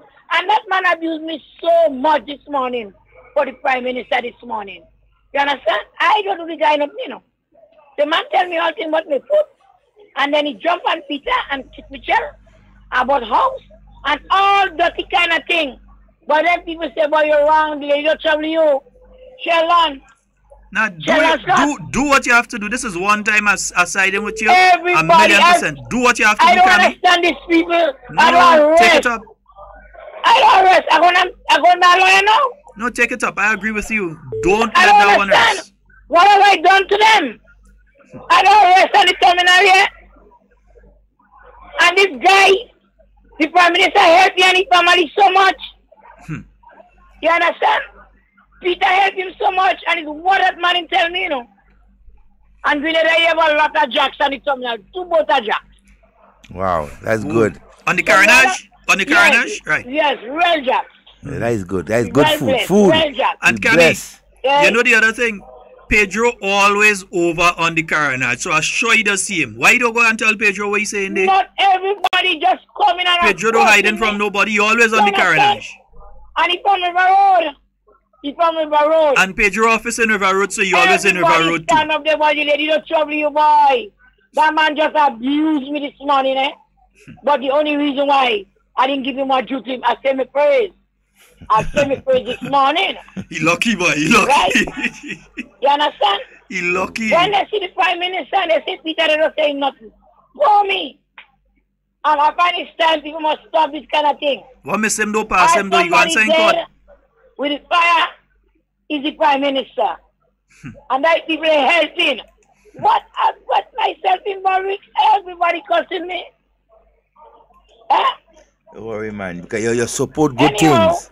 I want to say good morning to Mr. Watts and his wife, Zingo, Depadine, Patty and her husband, everybody. Good morning. It's a beautiful day in Grenada today. I need to see Jax. Real Jax, you know. Yeah, well, that's good food, so you real have food. a blessed day. I tune in listening. All I right. have to go out by myself for just now. All right, darling. Take care. Bye-bye. Have a good day. All right. You see, an example has to be made. You have too many people that could feel they could say anything about anybody and get away with it. They don't know you. They don't know what they're saying. They're just speaking out of the broadness of the mouth. And as I was saying just before Cammy call, you have a lot of people that like to accuse you of something that they're doing. You know how much men was the biggest ones out there saying burn all homosexual, kill them, chop them, shoot them, all kind of thing, and turn out to be homosexuals? Careful what you wish for. Serious, you know. It have some pastors in different parts. They was there and them was all fire and brimstone, burn the sodomites and all kind of thing, until you find out they was gay. Yeah. You see, they were defending it in a violent way by preaching violence towards against it. So nobody would suspect exactly. that is what they were doing. They're protecting their own self. And you know, we had some of that this morning. I hear Nazimberg come on talking about NNP can't pay workers. Nazimberg, you know. The man who was Minister of Finance when the NIS contributions of public workers was collected and not paid into the NIS. Nazimberg, who was the Minister of Finance at that point in time when the contributions of public workers was collected and not paid into the National Insurance Scheme. You get like some bad businessmen you have in Grenada. Nazimberg, who was the Minister of Finance when they had to go and beg Ralph Gonsalves for a money borrow to pay workers in Grenada. That same Nazimberg, the Nazimberg that sent out one pile of property all over the place in order to pay public workers. The Nazimberg that was the Minister of Finance when Glenn Noel say give up 1,000 houses and take the money and use in other projects and so. That is the man talking about government can't pay workers. The same Nazimberg who used to disappear from the country when workers can't be paid and people getting paid on the 42nd and 43rd of the month. That is the same person that accusing this NNP and not being able to pay workers.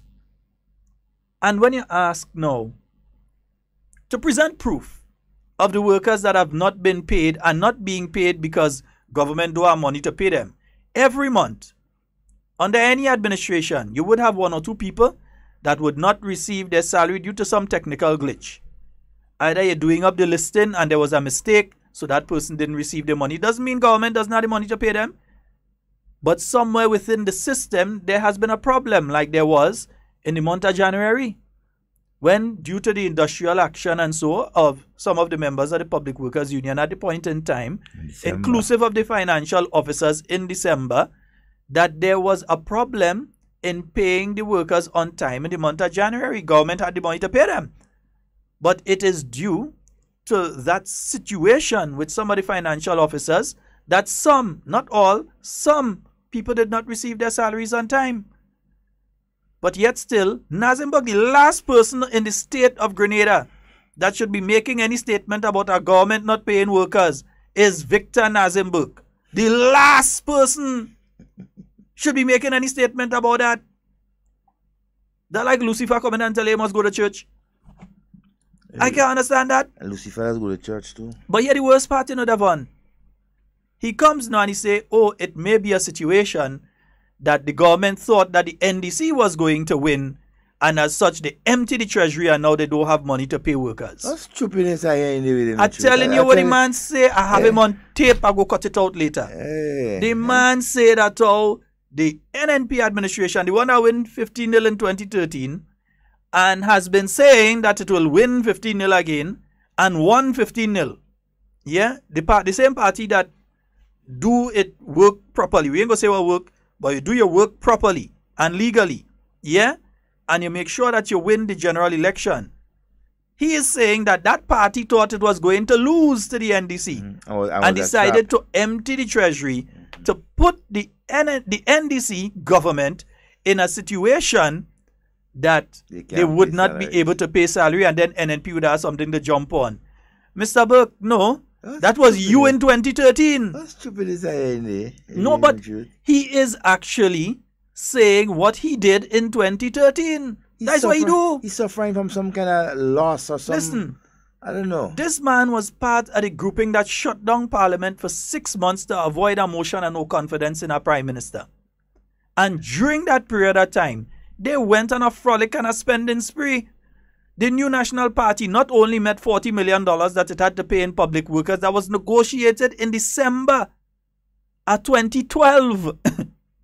$40 million to public workers. Because he was thinking that the NNP would not be able to pay it, and then they'd have something to talk on, create industrial unrest in the country, because they know the NDC wasn't going to win.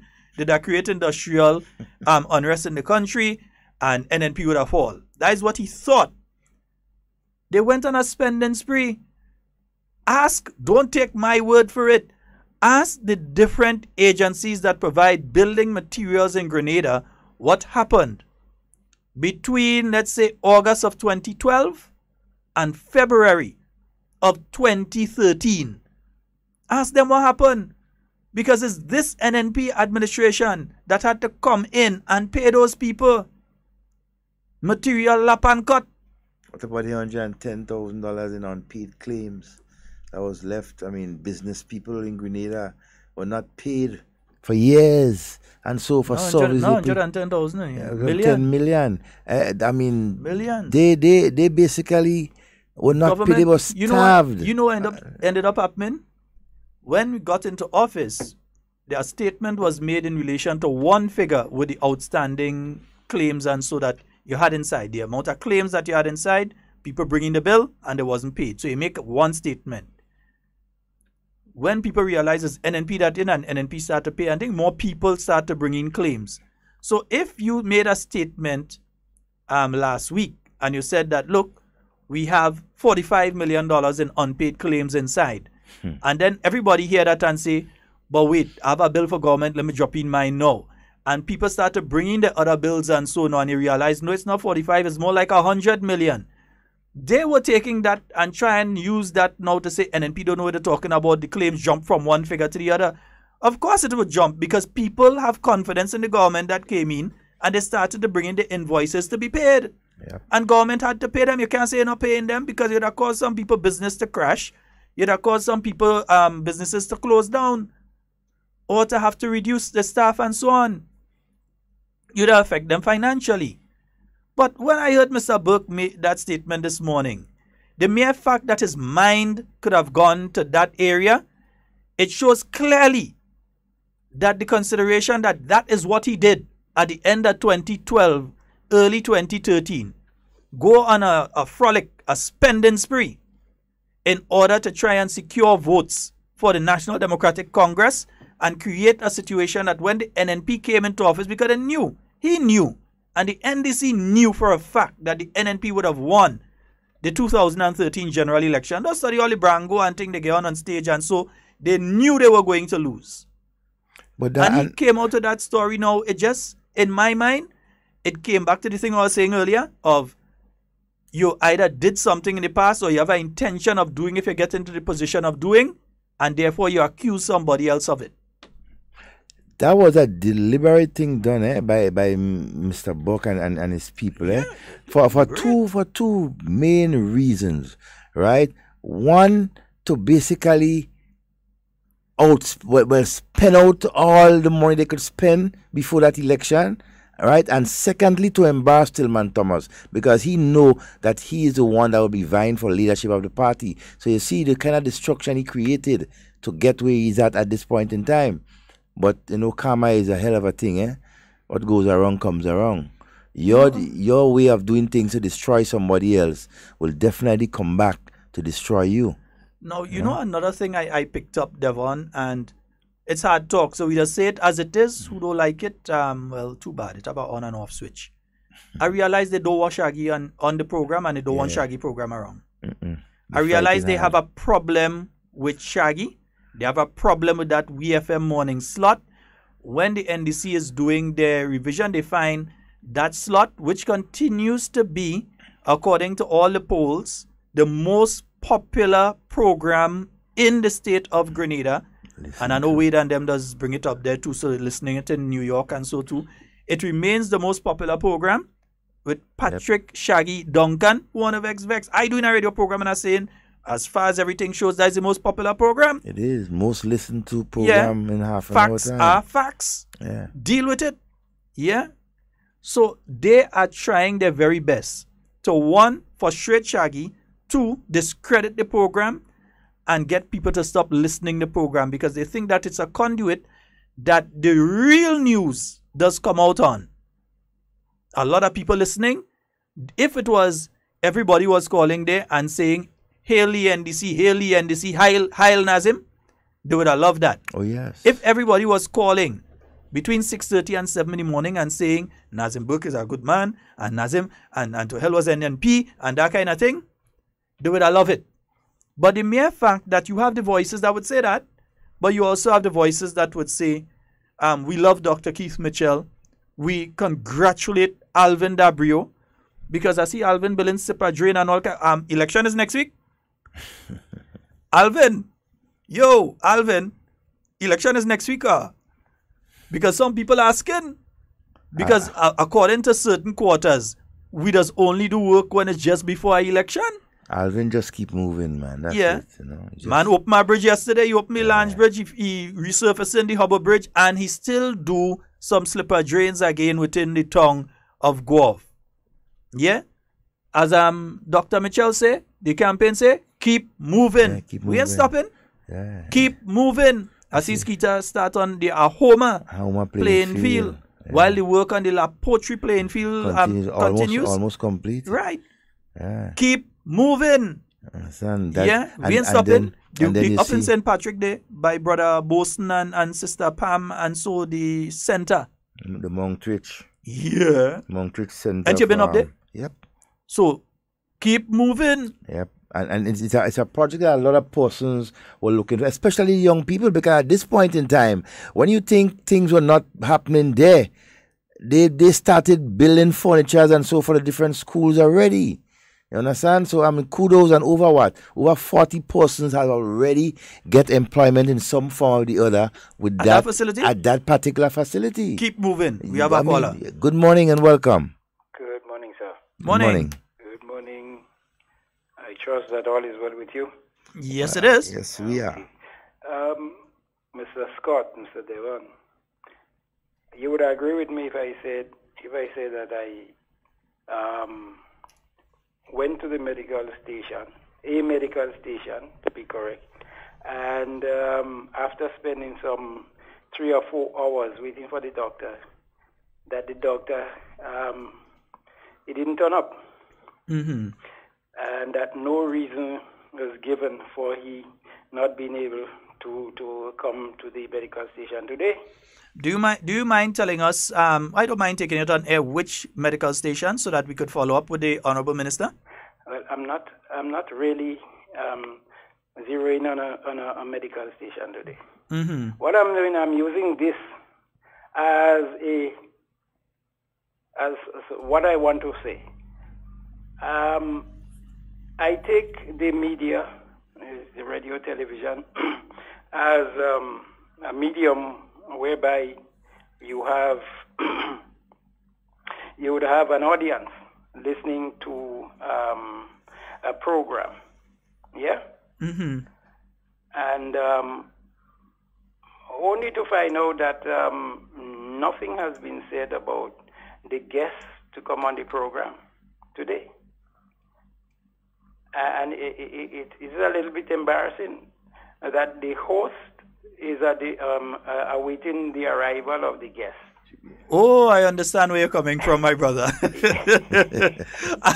I finally catch you onto the allegory. Okay. Right.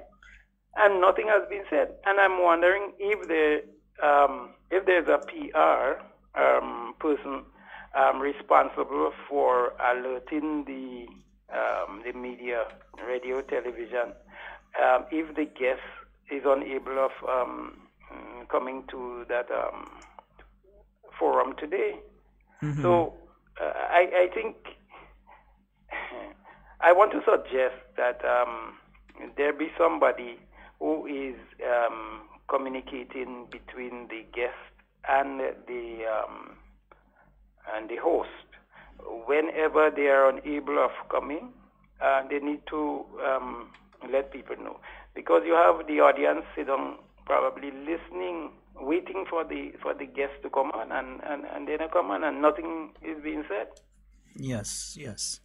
I know this concern has come up several times. We've had several callers. I'm surprised I didn't hear Clifford yet. We've had several callers and Doppy. We have had several callers that call and complain about this, and it is definitely something that I know that the Ministry of Information is putting a structure in place so that at least, if not a minister, at least a ministerial representative. It might be a technocrat in a ministry. We have NADMA with the hurricane season coming up. We have Spice Mass with Carnival coming up. We have different activities. So that if not a minister, at least someone from some department or some ministry would be able to make it there.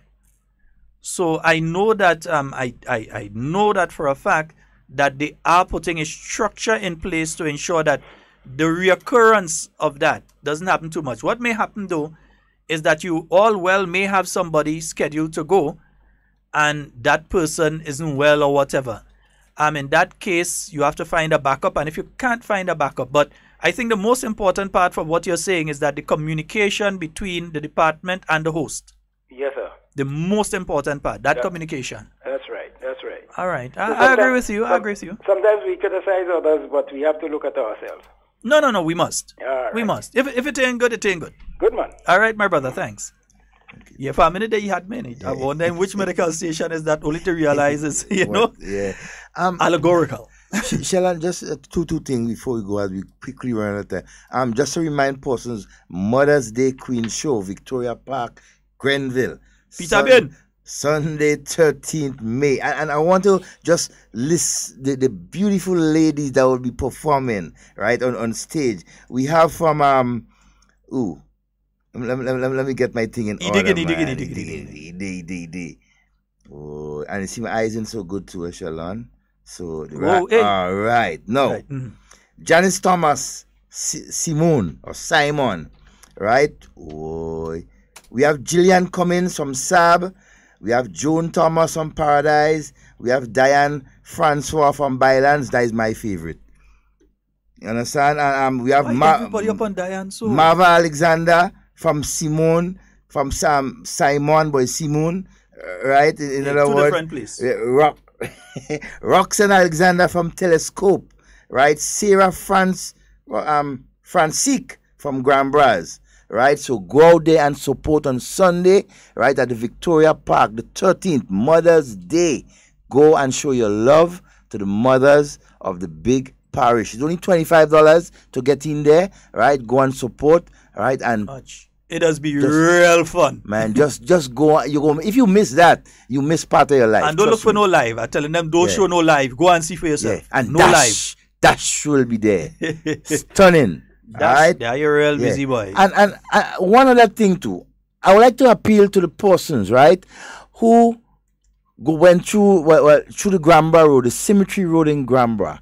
They cut a number of mango trees, overhanging mango trees and so. But instead, for a couple of months now, maybe a month or two now, they left a set of logs and big rope vine on the side of the road. It's causing a problem, right, for pedestrians and for commuters of vehicles, right? Because this is a cemetery road. When there's a funeral, vehicle parks on the both side. When you leave those big log of wood there, right, you create a problem. So please, whoever responsible, please come and remove it from there. It's thing that has to be removed, right? It's big log of wood that's cut from a mango tree and so on. You just leave it on the side.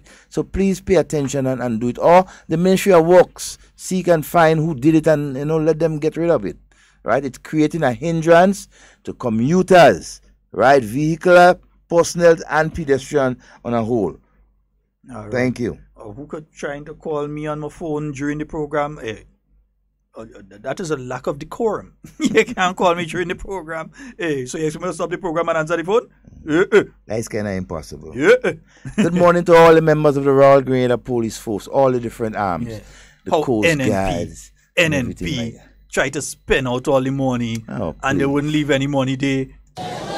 We have now raised and have signed agreements and approved in our parliament over $600 million or close to that, sisters and brothers. What we do not intend to do is hand it over to Mitchell to spend. What we do not intend to do, sisters and brothers, is hand it over to Mitchell to spend. I want to say to you, sisters. Yeah. Yeah. I know what you do with the money. We have a caller. Good morning and welcome. Good morning, gentlemen. How are you doing, my friend? Oh, well, I thought we spend all the money in the treasury, You see who talk about they would have spent all the money, they leaving it for who to spend? Yeah, this morning they come talking about NNP spend out all the money. And we are still looking for the $600 million that now supposed to have there that he was not going to leave for the NNP to spend. Up to now, we don't find that. And we don't accusing him of nothing, We just can't find. We just can't find it. For us. As you and Devon was speaking about the the hurricane season and all these things, and as a result of that, I want to ask this question: what do we don't know about the preparation for the hurricane season? What do we don't know about what to do in case of an earthquake strike? What do we don't know about NAWASA's advice when it comes to storing water for a period of time? These are things we should have in the back of our mind on a daily basis, because these are real possibilities, and we don't want to get caught with our pants down. Now, Mr. Scott, listen to this, We know that Grenada problems was not created overnight. And we also know that these problems will not be solved overnight. But what we know is that we gave the mandate to a group of people to fix it for us. We know it can't be done overnight. But listen, I expect the government to continue to be prudent in the management of our country and our economy. I expect them to maintain the physical responsibility they have exhibited and demonstrated so far. And our government must not hang the heart where the hand can't reach, because we won't forgive them for taking us back to the economic cesspit that we inherited from the NDC.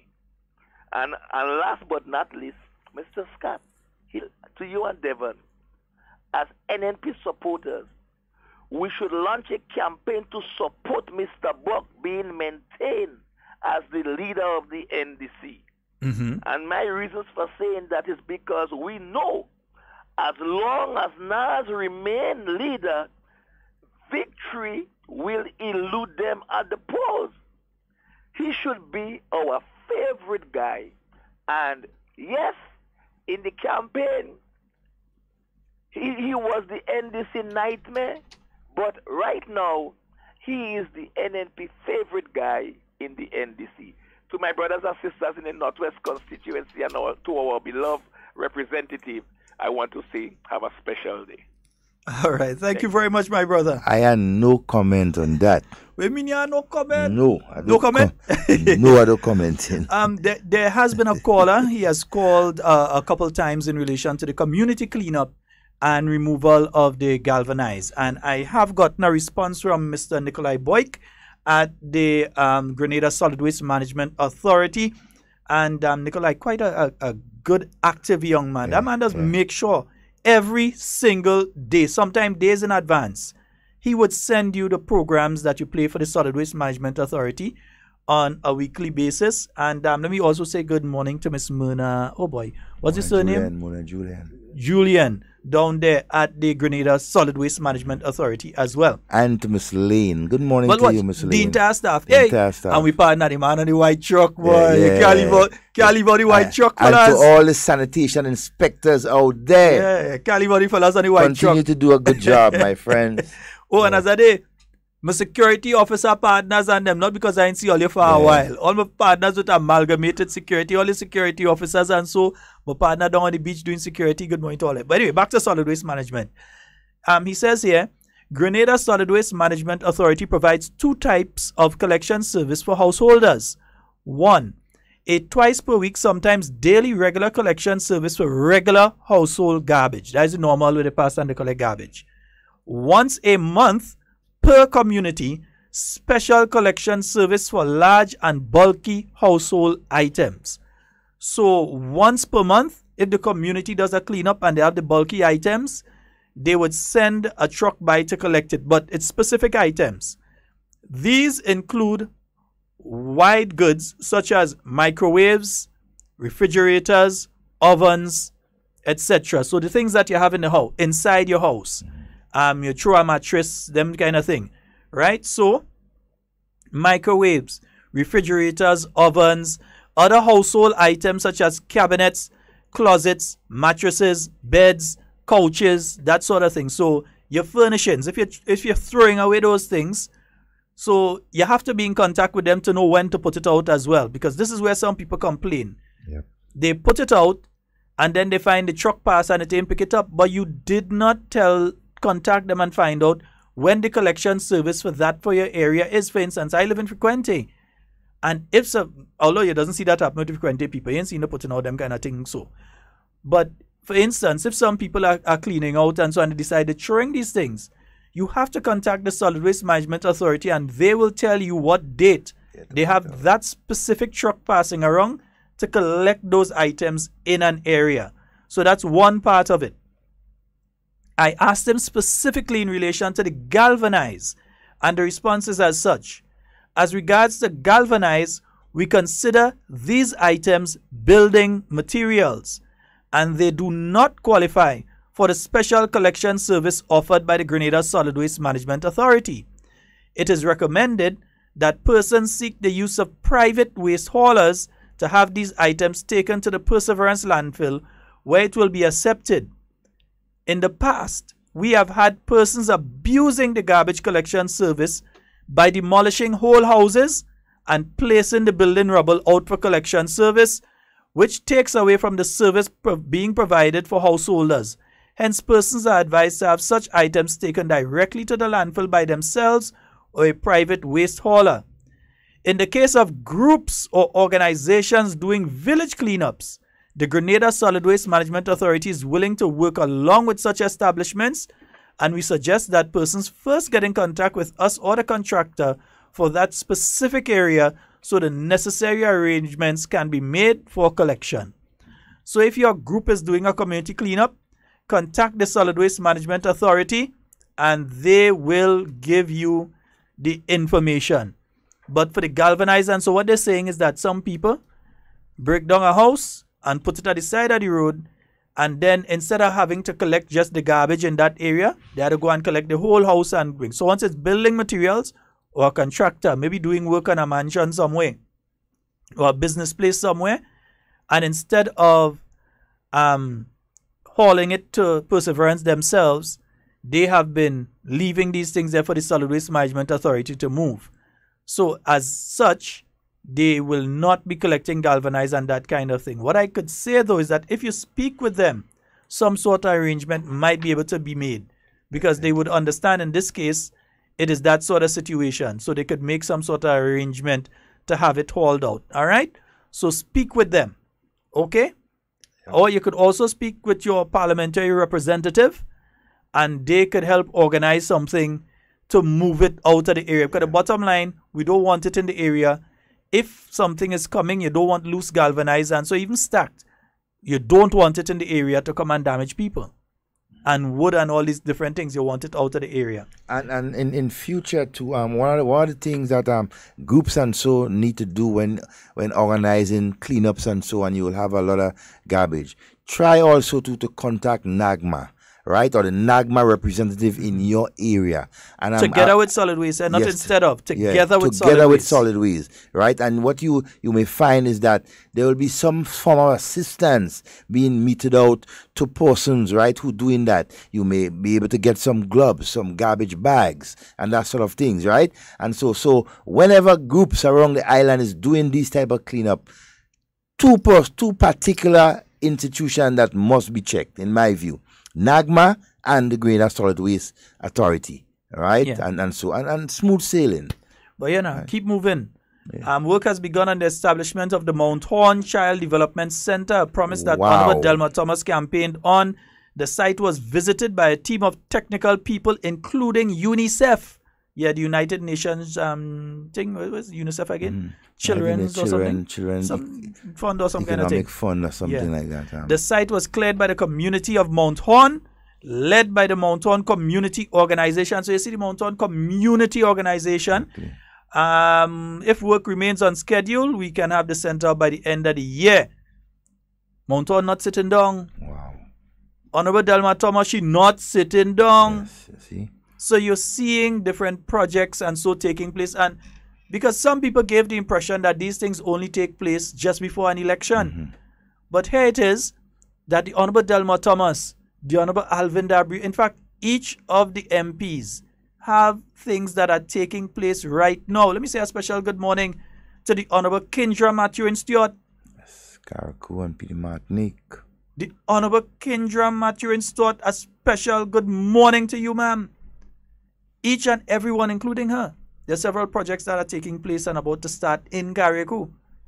Outside of, I was showing you the thing the last time, the nice little thing over the building there, the tourist facility that they're building in Carriacou. Man, I think I was spending. Wait now, Keisha promised me and you some time at some facility and so. Yeah, and not together. He going need time, I going my time. Yeah, Keisha, don't kind of mix it together and things. Lakeisha, but we really want to take you up on. Yeah, we forget you on that. We have you on tape. Yeah, we have you on tape. You can't wiggle your way out of it and say, "Well, no comment" and that kind of thing. You can't get us no comment on that one. Yeah, you promised that, and I think we are about to collect. But individually, not together. So 440737. So we're quickly running out of time. But also, so we heard the man say, "Yeah, leaving no money." Well, let's forget that one. The same man that was on the radio this morning accusing the NNP of spending out all the money and they leaving no money because they thought that NDC didn't think no NDC government coming in power. Mm-hmm. We did our work. Yeah, we were confident. We could have ran on our track record of achievement between 2013. We didn't even have to look at before that. Just between 2013 and 2018. We could have looked at our track record and ran our campaign on our track record while you had to run away from yours. Yeah. But then you're saying that we spent out all the money because we didn't want to leave it there for NDC government. What NDC government? Man, wake up from your sleep. We have now raised and have signed agreements and approved in our parliament over $600 million or close to that, sisters and brothers. What we do not intend to do is hand it over to Mitchell to spend. What we do not intend to do, sisters and brothers, is hand it over to Mitchell to spend.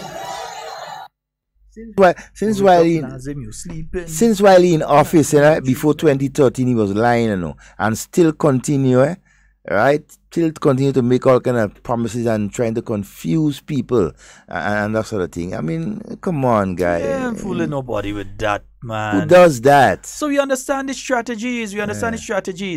They do assessment and They know they can't affect hard talk. They know they either have to get rid of me and you and Nazim to get rid of hard talk. They know they had to do that to get rid of hard talk. And so they know they can't get rid of hard talk. That's not an easy thing to do. So instead, they're attacking Shaggy because they find Shaggy fence low. Yeah, Shaggy fence low. So they find Shaggy fence low, so they're attacking Shaggy. They start to talk about, people that's complain about this and that on Shaggy. But they know Shaggy electrocuted. Since the days of Jericho, that is what the program was about. So how all of a sudden in 2018 is a problem when people call and complain about some kind of thing?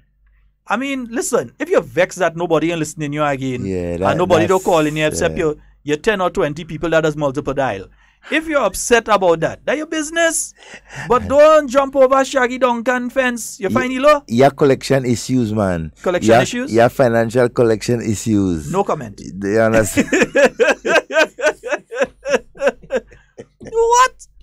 No, but you see, they realize that Shaggy's program is effective at getting information very, out. Very effective. And as such, if they can get rid of Shaggy, or if they can get rid of the program, they will do what they need to do. When I say get rid of him, I don't mean as in the physical sense, but I mean as in the sense of get rid of him from the program. From the program itself. If they could get one of their people to run that program. And change the direction of it. And I realized because all the callers left Dum Dum and started trying to infiltrate Shaggy's program and change the discussion on Shaggy's program. What even happened? And I listened to them and I started to laugh because I hear the elder gentleman in St. Andrew Southeast there, who was sitting in the meeting when they was talking about how they're gonna slow the process. Don't feel like I have voice on tape in that meeting too. You know? Down. I just didn't ready for you during the campaign. Yeah, I know. But next thing you go on thing and responsible the hell down. Yeah. Because them was the one that saying they're winning for sure and all kind of thing. 13 seats and all of a sudden I realized they started to call Shaggy program. Say, they rich. They get lonely. They rich. They get in a lonely then I say, place. but what would they be doing on Shaggy's program? Then I realized they're trying to infiltrate and they're trying to muddy the waters so much to get less people to listen to Shaggy. And to call. So if they could shift the listenership from Shaggy to them or to some other program, but not a program that is the even and unbiased, or not a program that is lean towards the end. If you could get on any program that is lean towards the NDC, then they would be happy. So I'm saying it because I want you all to know that is why they vex when things happening on Shaggy and when people say things they have no program. If Shaggy don't have a program in the morning, they have nothing to say. Yeah, they must. The bullet points has to start with Shaggy. What went with Sean. They have nothing to say. Oh, just a reminder as well, because some people out there are still pushing this propaganda that the seed program closed, and Mr. Burke came with that stupidness this morning too. Claudette came with it shame on you, Sunday. Dum Dum has been pushing it for the past week, that seed program. The seed program is not closed. The seed program is reviewed every so often. It's not in the process of doing that right now. When the time comes, they'll inform all the seed people. We get the notice here and we say it on the program. They inform all the seed people to come in and they say the dates that they meet with them at the different locations, and they redo the application process with them. And so for all the people who are in the seed program, seed continues as normal right now. Yeah. I even heard Mr. Burke this morning go so far as to say the old age pension, people wouldn't be getting their pension. They send them out. Mr. Burke, you feel as when you was Minister of Finance, is Dr. the Right Honorable Keith Claudius Mitchell. That is the Prime Minister and Minister of Finance. Dr. the Right Honorable Keith Claudius Mitchell. Pronounce the TH in Keith. Make sure you say it properly. Yeah? We know you're upset. We know you're vexed. We know you're still reeling. We know the problem is, Jack Glory say it, Jack Glory say it. Jack Glory might have to get to do a 2000, a next version of that song again, He didn't come back yet. Yeah. But, and even, Mr. Buck, come on. You still saying on the radio, you all don't know what hit you all? The people have beat all you. Hey. It's the people. I'm going to tell you, if you went in a boxing match with Mike Tyson back in the prime and you get 2 lash and thing, when you knock out there and you get up, it taking you about an hour before you remember you was in a boxing match, 90 seconds boxing match. Yeah. Mike Tyson used to hit some fellas in 1996, and then in 1998 they realized they get lash, I mean, you guys were no competition. You had nothing to offer to the Grenadian people. Thus, they had no other choice but to reject all of you. They just can't admit they lose. They just cannot admit. They always making excuses. and so. Just humble yourself and go back to the drawing board and do what needs to be done. You lost already. You got defeated. And still another 5 years again. You know? They just can't admit they lose, blinded by election blues. and they have a lot more to get, you know. A lot more Folks, to get. That's all the time we have for Hard Talk today. It's been wonderful being here with you. My name is Sheldon Scott. I'm Devon Romain. And in whatever you say and do it safe and secure. We want to be speaking to and with you. And not about you. All right. We're out of here. Look up now. Watch up now. My name is Jalen Olive, better known as Boise, better known as the Madras, your cultural ambassador, 4-time Soca Monarch of Grenada, 2 times OECS Monarch and 2 times Road Match, inviting you to Spice Mass 2018. This will be the one to experience. Well, Carnival Friday night is the biggest night because guess what? 1 stage, 1 night, 2 competitions, groovy and power. And guess what? Your artist may be the one. You never know. Come out and see who take the title. Foreigners come down to see it. Enough vibes, enough energy. Rag, flag, bandanas. It's pandemonium on that night, so you don't know. I mean, I will be defending on that night, so make sure and be there. Carnival Friday night, so come on. Number 5. Johnny!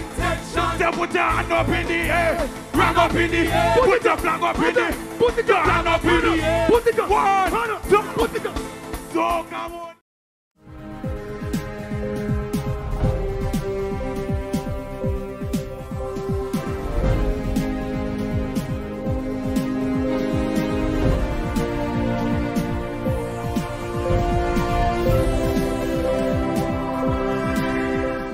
Welcome to the National Report for Tuesday, 8th May 2018. Making the top story for today, Cabinet approves action plan for month-long campaign to clean up sargassum seaweed.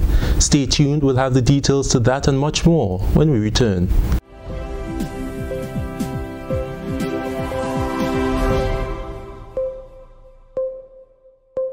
Welcome back. With the news in details for the National Report, I'm Delroy Louison.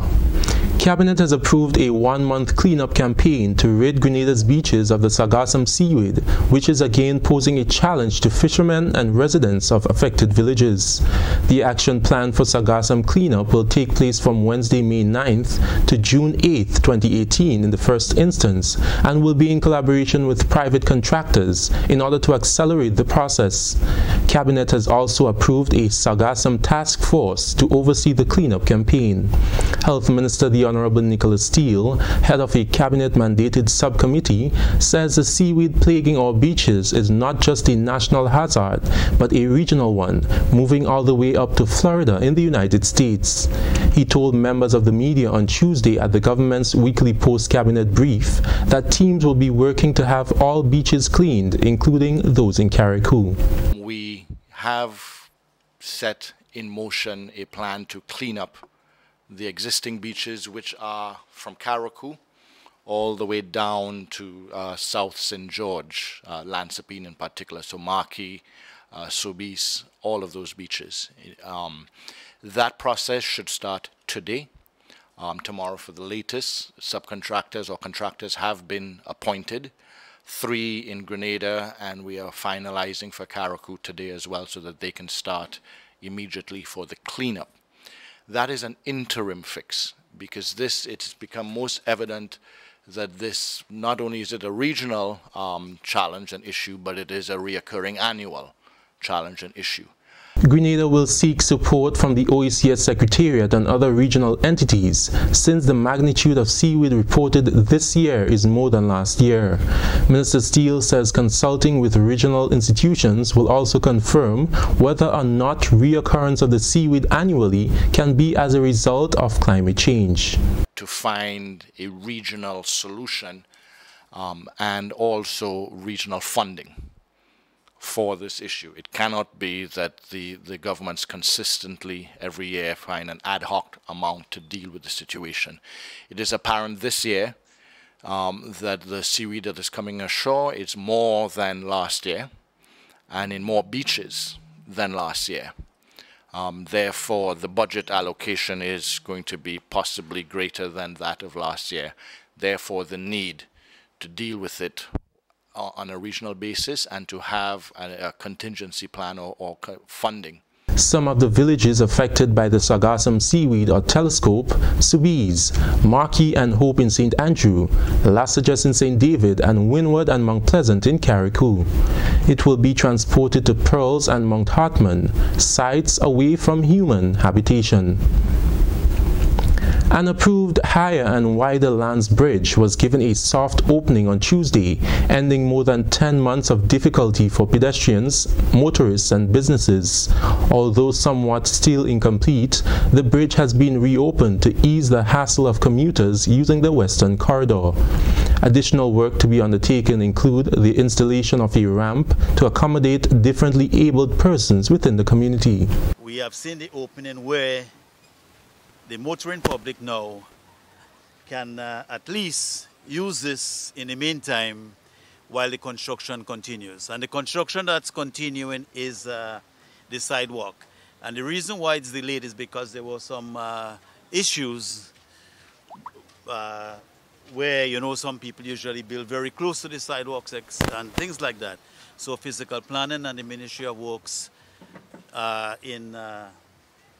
speaking to the people so that these things could be resolved, and I think most of it is resolved, so the construction would be starting very soon. I know that the designers have done the design for it, because what would be happening is one side would be for wheelchair access and the other side would have steps. That's MP for St. John, the Honorable Alvin Dabrio. Works Minister the Honorable Gregory Bowen says recognizing the problems faced by the commuting public, they saw it necessary to move speedily to open the bridge. And I know that the general public, particularly those from high up, St. Mark, St. Patrick, and from the south going up and down, will be pleased. So even if it has to be closed in the middle of the day, we'll ask the contractor again to let's during the rush hours and so please open it, whatever you have to do. You know, try and open it, and then we'll work with GIS, who's here to tell the commuting public how we are operating. While the Lands Bridge has been opened, the Harbour Bridge in St. John will be closed to vehicular traffic until Friday, May 11th. This is a national report. We're now due for a break, but stay with us. More news when we return. This year promises to be a spectacular affair as beauties of the Caribbean compete on one stage for the title of Miss Caribbean United. Come see contestants from the islands of Trinidad, St. Lucia, St. Kitts, Nevis, St. Vincent, Anguilla, Dominica, Venezuela, Antigua, Dominican Republic, Margarita, Barbados, and host country Grenada. It's the 2018 Miss Caribbean United pageant, Saturday, June 2nd at the Spice Basket, uniting the Caribbean through beauty. Welcome back. A new regulation is on the way to govern the use of space in cemeteries. That announcement was made by Health Minister the Honorable Nicholas Steele, who says government is working to remedy the issue of limited space in cemeteries across the island. Several cemeteries are reported to be filled to capacity or have limited space to accommodate future interment, and in light of this, a committee consisting of the Ministries of Health, Lands, and the undertakers has been appointed to make recommendations on the way forward. He said the size of tombstones and graves will be considered by the committee in the formulation of the new regulation. We have limited land available for the internment, and therefore we must use that land wisely. So a committee of the Ministry of Health, of Lands, the undertakers has been set up, and the regulations have been discussed for years. This committee is mandated within the next week to bring forward those new regulations that will dictate how we intern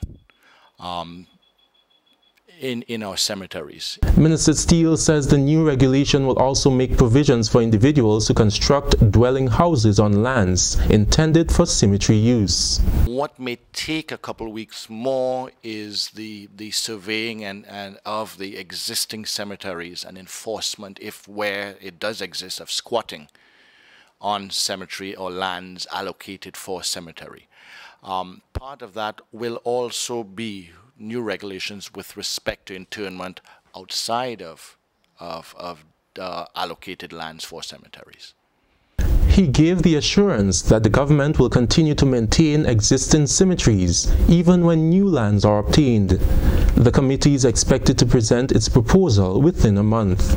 Now for a recap of the top story. Cabinet approves action plan for month-long campaign to clean up sargassum seaweed. With that, we end the national report for Tuesday, 8th May 2018. On behalf of the entire news team at the Government Information Service, I'm Delroy Louison. Thanks for joining us.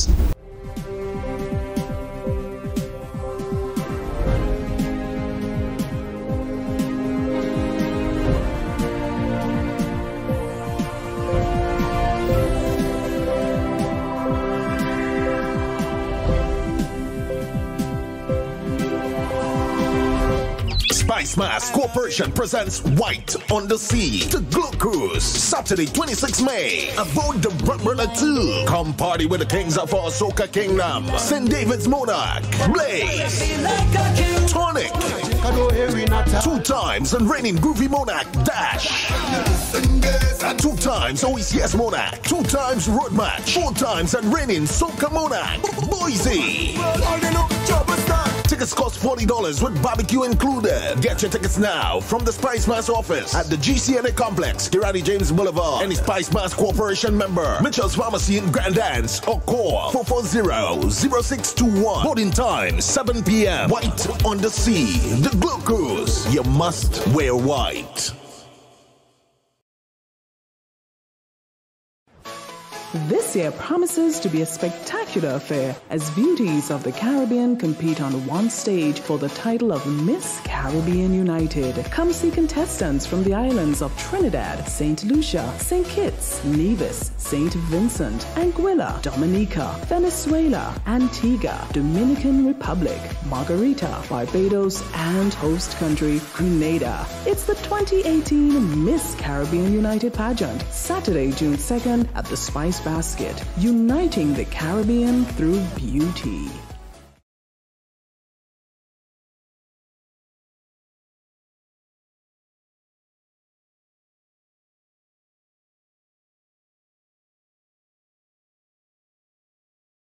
You do it.